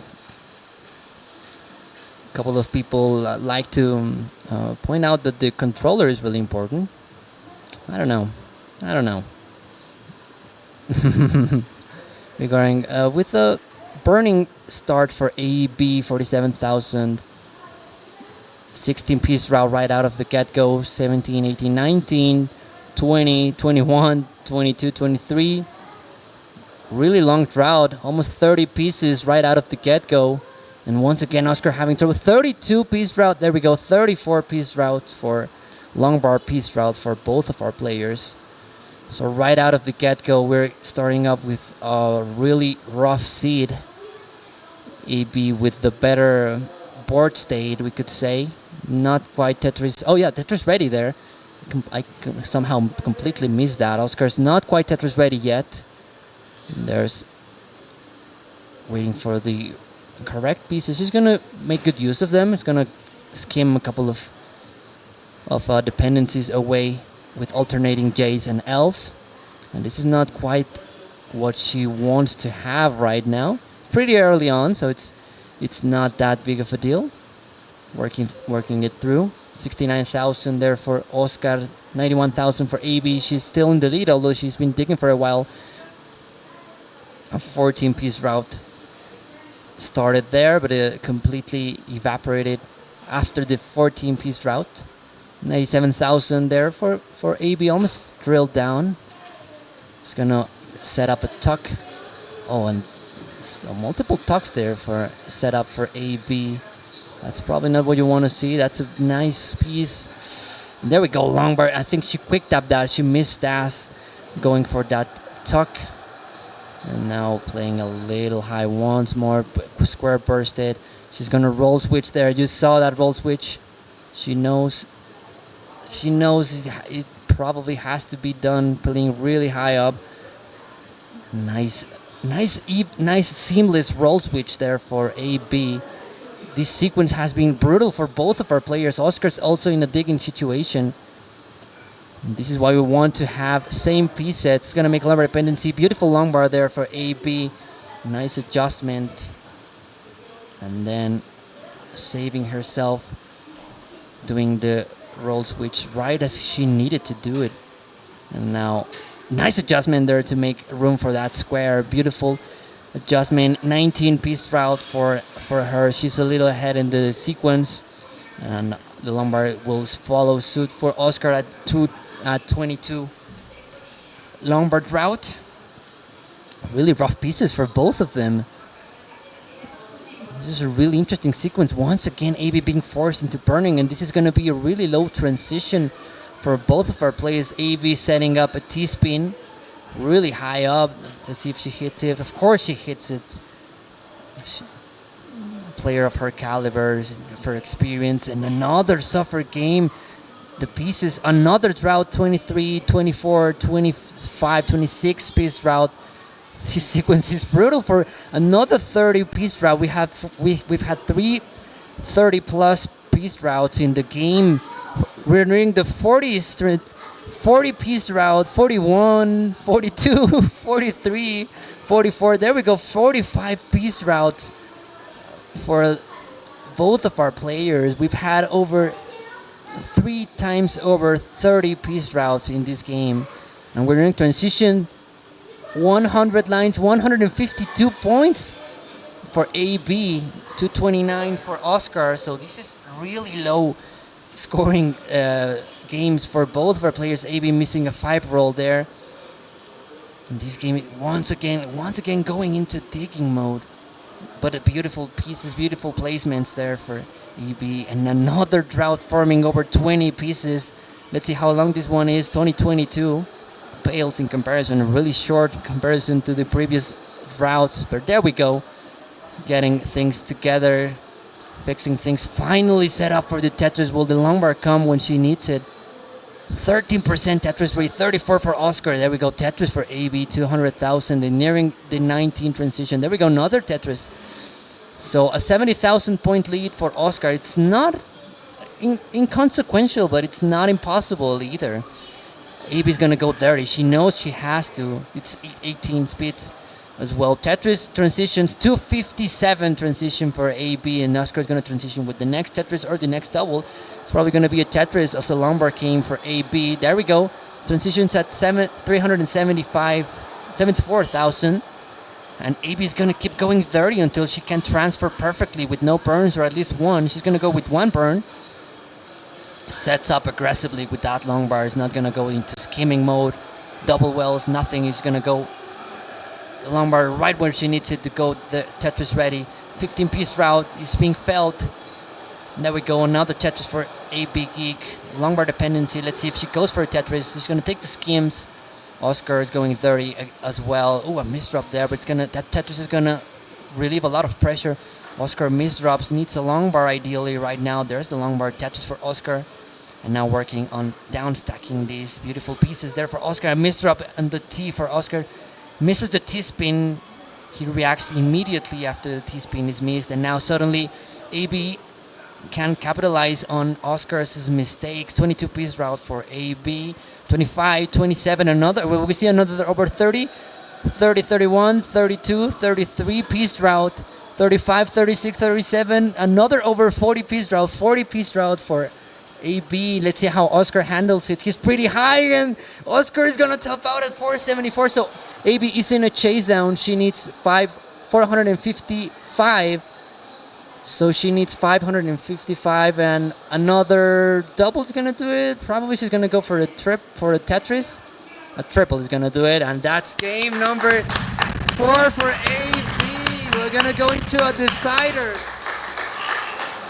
Decider for AB. Oh my, that was a seed of all time. That was interesting. We had 4 droughts of over 30 pieces and 2 over 40 pieces. I've never seen that. So we're gonna start game number 5 and the decider. I'm gonna give AB her heart. I'm gonna start the decider in 5, 4, 3, 2, 1. Tetris! So, Van Squirrely pointing out that there's a matcherino for one of these players with all the commotion and the really masterfully survived droughts all around. There's a matcherino going on. Entirely community funded by you, by the watcher, by the fan. That is going to go 100% to our top 3 players. This humble caster is not going to get anything. Don't worry about that. It is going to be 100% for our players who will use it to go to CTWC, the Classic Tetris World Championships. Another drought forming. Yeah, let's start the game right out of the get-go with a 30-plus piece route. 35-piece route. 40-piece route. 41, 43. There we go. Longbar finally shows up after 43 drought for AB. Masterfully survived. A lot of people would have topped out there with Daz, but not her. Not AB. Sigh of anxiety there. That's insane that we've had so many over 40-piece droughts. It's destiny. Trying these players to have a LATAM score game. It's destiny. Won't allow a high scoring game, and AB's actually going slightly aggressive, taking the burn. There we go. We keep seeing these drought counters popping on. Insane RNG we're seeing right now. It is not that common that I mentioned this, but RNG has been strangely droughty these last couple of games. Tetris for Oscar 161, 145 for AB. Let's remind ourselves that this is the decider, so high stakes here. Whoever wins this is gonna go into the final of CTWC Mexico 2025. Oscar is looking for his spot into the final once again, and AB Geek is looking for to punch her ticket into the finals. I mean, of course, for the first time, the online era of our tournaments didn't allow for players outside of Mexico to qualify, but now that we're in person, anyone is able to come to one of these qualifiers. And she's on her quest to bully the Mexican players here. She's vibing, she's relaxing, she's going Daz. That's kind of giving me anxiety a little bit. Anything can go wrong with Daz in an instant, and she just has that confidence in herself that she doesn't get nervous when she goes with Daz, and she's really high up into a drought. Hope that's the glove that I gave AB, so that a part of me is in Mexico. Well, I'm gonna ask her afterwards.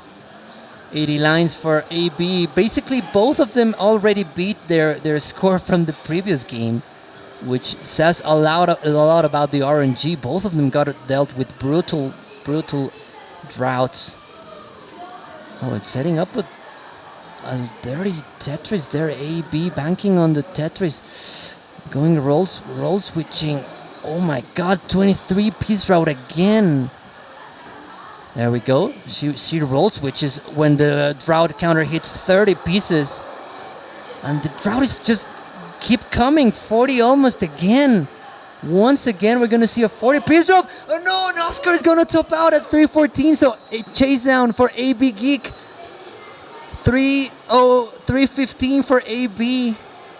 Oscar succumbed to that drought, and that Tetris is gonna do it. AB's gonna punch her tickets into the finals. What are we seeing?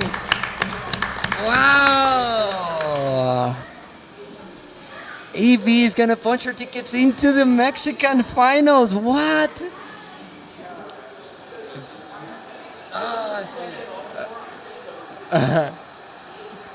Bravo to AB. 37-piece route is what did Oscar in.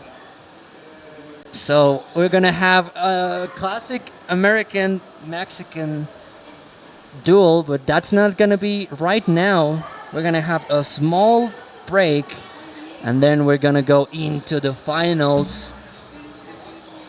We're gonna have Naui versus AB Geek.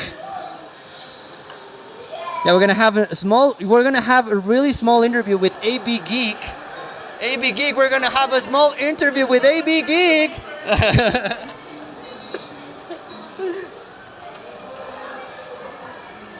Okay, she just ran off, or she's gonna come back here. She's having a boing.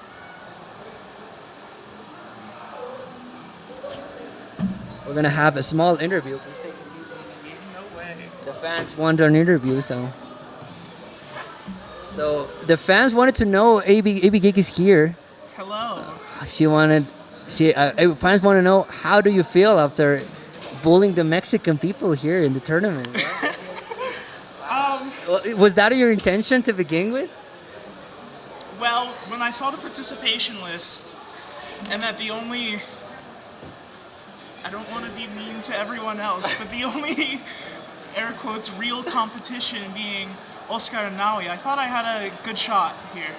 Yeah, so she is talking about the PV range, which is 1.4, 1.4, 1.3. That's the only, that's the high standard that is set in today's tournament. So yeah, we don't have a Cam King, so we're using it to capture the players.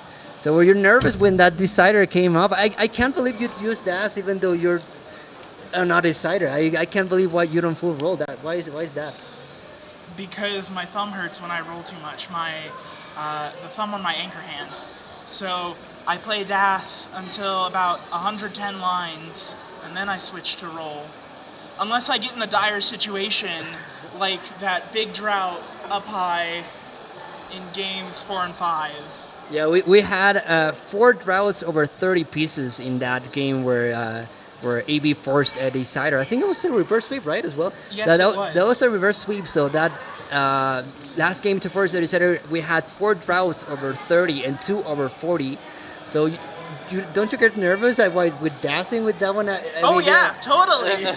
But I've spent a lot of time in the past year just honing my nerves and making sure I don't let them get to me as bad as I used to.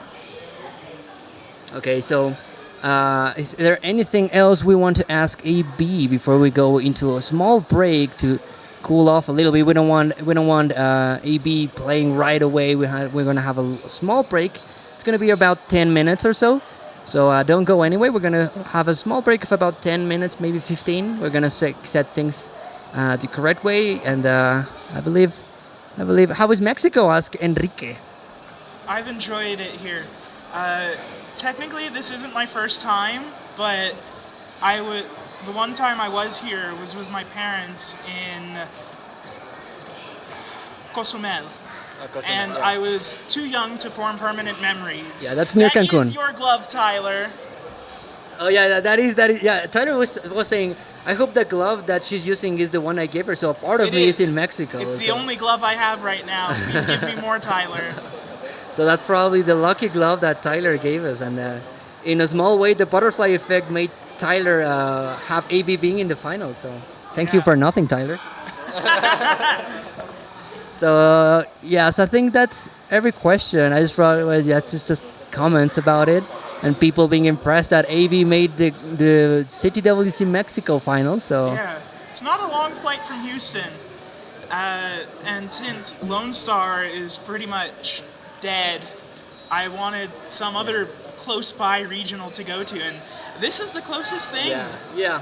So if you're gonna come next year, I don't know if we want to do next year, but if we do end up doing next year, you see, AB was the pioneer on foreigners coming to CTWC Mexico. So feel free to join us next year. If I win, I'll definitely be back. Okay, if she wins, if she loses, she'll definitely never come back to Mexico City. I'll be banned. So we're gonna go on a small break. We're gonna give the players a little bit of time to cool off, and we'll be right back. Don't go away. In about 10 to 15 minutes, we're gonna be right back with the finals.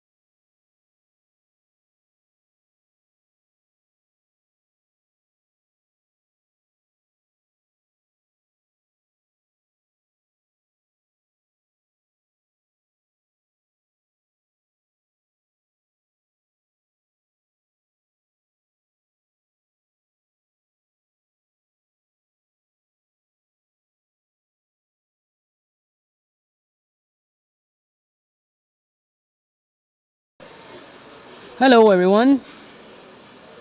After a well needed rest, we're back. We are back. We are so back. We're back for CTWC Mexico finals. For those that didn't join us before, we're having a surprise matchup. Our foreign player, AB Geek, punched her tickets into the finals, beating Oscar Godinez, our former second place. And you can see both are serious business right now. Both are rolling 29 starts to warm up. Is this finals? It is finals. Let me thank you for the observation. Finals happening right now of CTWC Mexico 2025. AB Geek seeded number 2 and Naui seeded number 1. 4 max outs for Naui in the qualifier, 3 for AB Geek. It was a 1-hour qualifier. Let's go Texas, says Jasmine. Can we get a prediction? Wait. Well, that was right on cue. For that person who did prediction, kudos to you. Thank you. Who will win? Who will be the Mexican champion? AB Geek or Naui? Let's go Texas, says Jasmine. Welcome in, Jasmine. And before we get going, I'm going to remind our viewers that there is a prize pool, community-funded prize pool, entirely funded by you, the viewer, the general spectator. It is going 100% into our players' pocket. That's the right command. Thank you, Vendy Pants. Vendy. Exclamation point / Maturino. Everything is going to our top 3 players. By the way, we do have a third spot, a third placer, which is Oscar. Combined scores for the losing 2 semifinalists. Oscar has the better score. So the third place is Oscar. 20% of the prize pool is going to go to him. 50% is going to go to the winner of this match. And 30% is going to go to the second place, the runner-up. 30%, that's a steep portion less of the prize pool. That's what you get on being the winner. And I'm gonna take a look at the prediction, and now he's picked as the favorite now to go and take it home, defend his motherland of Mexico. We're in Mexico City, live from Mexico City at the Mono Gaming. There we go. That's the logo, the Mono Gaming Center. Very graciously hosted us for this tournament. 20 people qualified, 2 days of action, 1 day of qualifying rounds, where we saw a lot of new faces, a lot of new people, and ultimately AV and Naui are the ones that are going to be facing off in the finals. Let's remind ourselves as well that Naui is the reigning champion, the reigning Mexican champion. AV's most recent accolade is second place in the DAS Masters tournament. That's one of her fortes, the DAS playstyle. And I think that's enough for our players to warm up. We're going to go and generate a couple of seats, and once we're ready, we're going to start the best of 5.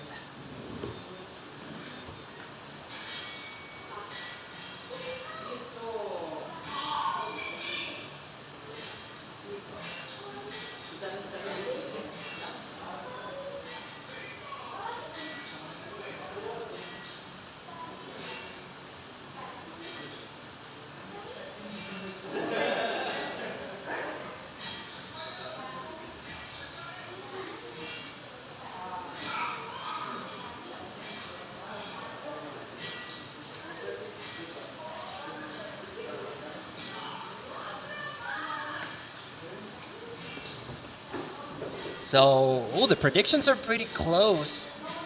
We have 15,000 points voted for AB and 1,600 for Naui. So this is basically a 50-50 prediction before the match starts. And 19 seconds left to make a bet. Let's avoid any early top outs. Ready? Listo? So we have both thumbs up. We're gonna start the finals. Woo! Oh, the Mexican qualifier. Yeah, finals of the Mexican qualifier. We're gonna start from 5, 4, 3, 2, 1. Y Tetris. S&C starts for Noe and AB Geek. We're gonna start the finals of the Mexican tournament. How funny and how maybe ironic is that AB Geek representing the US is a punch her ticket into the finals, and then now the reigning Mexican defending champion Noe looking to protect his motherland, Mexico. Starting right away with the route, 17-piece route.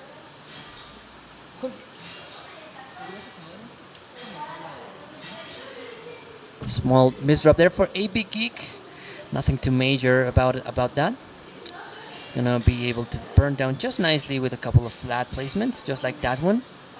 And then now we, with 72,000 score so far, slightly ahead. Gonna adjust AB's camera ever so slightly. AB Geek's board is starting to get a little high. That's a beautiful sequence of burns. The confidence that she has on her task control, just as I say that. The misdrop there for AB. She's gonna hang a long bar. Are we gonna see a really early top out? Oh, an early top out there for AB, 56,000. And we really fast. Game number 1 goes to Noe. Is Noe going to CTWC? Yes, he is. And we're live from Twitch. We're live on YouTube. So feel free to watch from any platform that you feel most comfortable with. We're gonna start in. Oh, wait! We got a huge contribution to the match. Huge contribution to the match, Reno. K9 watching Tetris donated $300 to the prize pool. So thank you very much, K9 watching Tetris. $300. Now we are sitting at 500. Prize pool. So the winner, no pressure. The winner gets $250.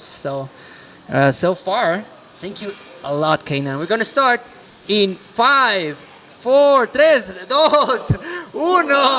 Tetris. Force of habit. My bad. That was force of habit. Thank you very much, K9. $500 into the prize pool. Thank you very much. We really appreciate that. And the prize pool is gonna go directed to each of the top 3 players here. Now, EB with an uncharacteristic early top out on her part. On that last game, you don't wanna early top out into the finals, into starting just fresh off the finals. That's gonna put her at a very big disadvantage. Especially you don't want to go that way against a player as strong as Noe, our defending champion. So 49,000 for Noe, 55,000 for AB. Hits that S-spin, of course he does. And into a Tetris for her. 78,000 now and into the lead. Ahead by 3 lines. These past 2 days have been really hectic, full of a lot of new faces showing up into the qualifier. That's always nice to see. The thing has turned into a worldwide thing, a worldwide phenomena. A lot of people found out about the event through Twitch, through friends, through our own server. People that usually lurk the streams, usually just watch and say, you know what, I live close by, I'm gonna try to make it there. So I always love seeing new faces, new people. We had a bracket that we had 20 qualifiers, which also I'm pretty satisfied with. 20 qualifiers, 20 people made it here and try to get a spot into the top 12. And this is the final Tetris for AB after a small-ish drought, if you can call droughts small. He was running in the 13 pieces. Oh, and AB's once again running into a little bit of trouble. Roll switches really efficiently. Okay, so tense moment. You don't want to go to early top outs. Nice sequence of burns there for AB. Beautiful flat burn. Oh, that piece is going to do wonders for her stack. Not out of the woods yet. Beautiful adjustment. Nice square. This is going to misdrop with that piece and needs a beautiful long bar, but still not quite gets the 5-tap needs. Beautiful pieces. Is working it out. Oh no! Davy's gonna top out again at 187. Really early top outs happening right now. Oh no. And just like that, no, he's 2 games ahead. The script, this Mexican script. Yeah, players take the time.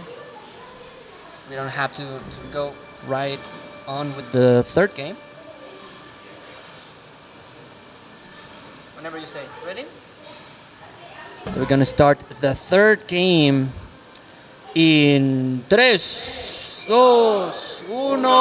Tetris. Pivotal game for AV, and now we really uncharacteristic misdrops, and now we misdropping there. We're not quite sure how is this gonna affect Nauis's psyche, Nauis's pressure. You know, some people, and you can see AV is serious business now, rolling out of the get-go. You don't want to early top out once again, so rolling out of the get-go, not dashing anymore. Long bar dependency there for her, but it's going to be interesting to see how it affects Naui. A couple of people feel a lot of relief when they're 2 games ahead. A lot of people on the contrary feel a huge sense of pressure out of being ahead and being so close to the victory. You just have to cross the finish line in colloquial terms. And being so close to it, how are you going to react? Brings back the S and scores a Tetris Naui. That's risky to do, especially with roll.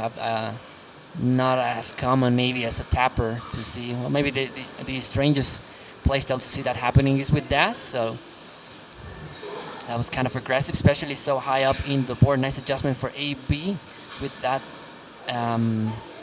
J to make room, to make the dependency as you saw the S coming. Skims flat with that L. He's got to get Tetris ready with that skim of the L.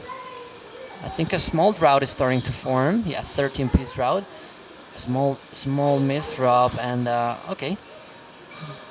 Let's see how she decides to fix these. We don't want to see an early top out again. Really tense moment there for AB. Oh no, that's gonna be a top out for AB. Really early top out. Now he's in a chase down. This is still not a given for Naui, and that's gonna be a victory for Naui, the Mexican champion there for Naui. Oh, really unfortunate early top out there for AB. And we're gonna have a new Mexican champion on AV. I mean on Naui. Naui. To the camera. Flexing the muscles, and the reigning champion prevails on CTWC Mexico. I don't know if people want an interview. Winner of 2 regionals this year, that's true. The Waku Waku tournament in Japan. And the Mexican one now. The Mexican champion now. Are we going to do an interview with the champion? Of course we are. The seats are spicy. They are. We're going to have an interview with the champion. Drunk interview later on, says Lucas. And we have Hello. Noe here for the interview. We're gonna see if we can do. Wait, we can see if we can do a camera. ¿Tengo que salir a fuerzas? ¿No quieres? Está bien. No hay una escena para Sí, la cámara. hay una escena. Sí, es la de comedy. Pause cam? No? No? What we're gonna do? Turn that way. Oh, that's gonna be you, the main focus. And that's me. So now this is the Mexican champion. How do you feel about retaining the Mexican title after a lot of thread was put into it with AV and Oscar mainly? I feel very happy. I expected a longer final. This might be the lowest score qualifier of all time, maybe? Probably yes. Probably. The stakes were high after K9 donated $300. So that was K9's fault. Thank you very much. Yeah, nerves always take a good part of this. But hey, everyone that made a donation, thank you so much. Where's the camera? Here. Yeah. The Thank you so much. camera's kind of scuffed. Let me fix that. I can really think. There you go. Thank you, everyone. Love you. I'll use this money to go to Pasadena and hopefully get into golden bracket once again.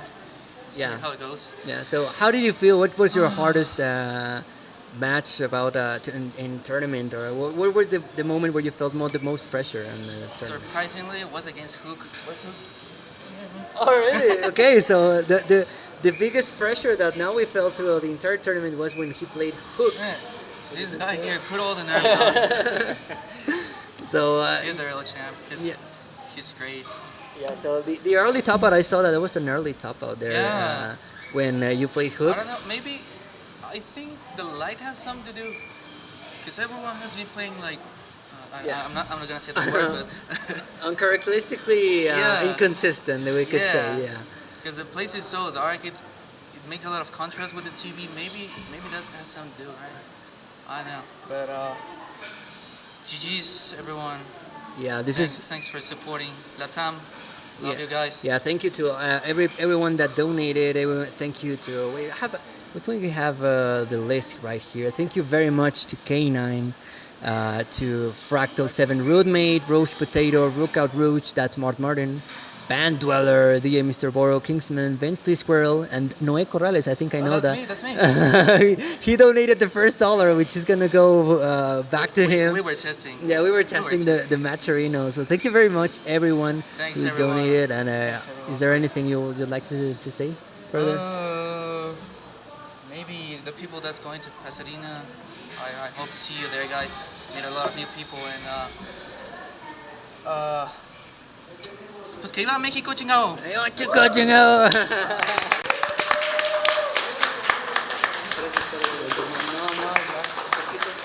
And we're gonna interview very quickly the main man behind the tournament, because I'm not the main man behind the tournament. I just borrowing my voice. This is Jorge White, actually, everyone.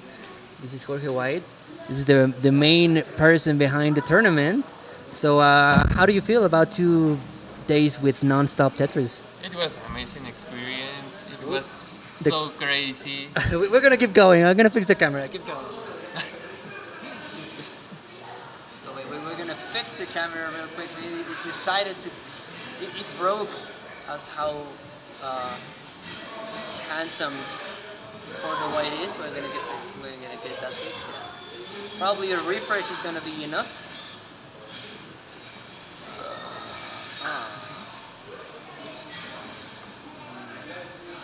Hold on, we're gonna refresh this.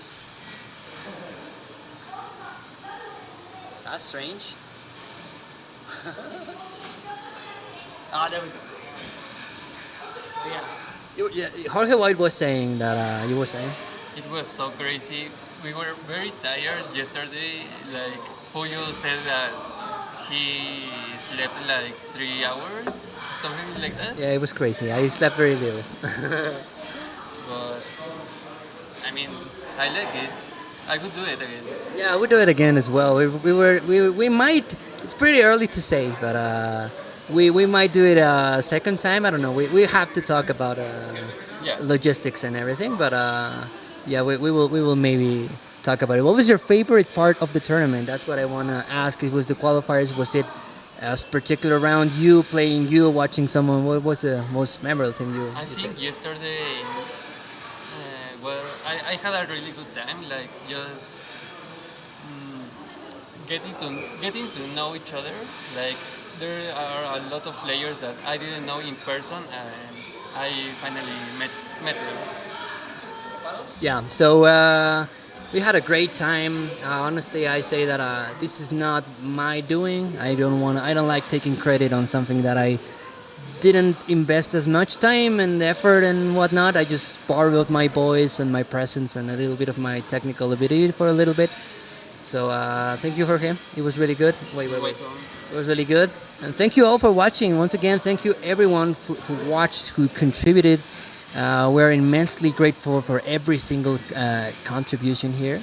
And that's going to be serving immensely to our players. That's going to help a lot. So thank you everyone again. And yeah, we're going to see who we're going to raid. Let's see. Maybe classic Tetris League. That's a good pick. Wait, we're gonna get the things ready.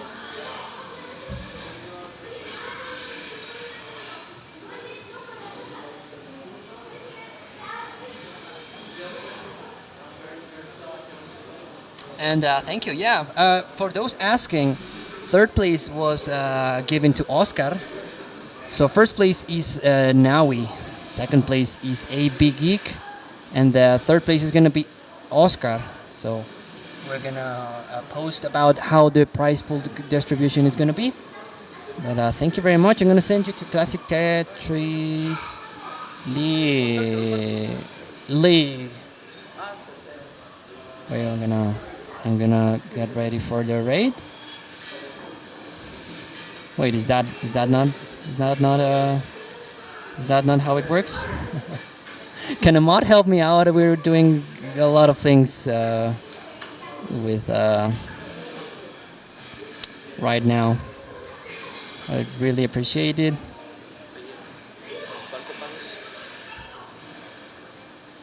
Wait. We're gonna do a raid. The raid is good. Oh, okay, thank you. Yeah. So I did that correctly.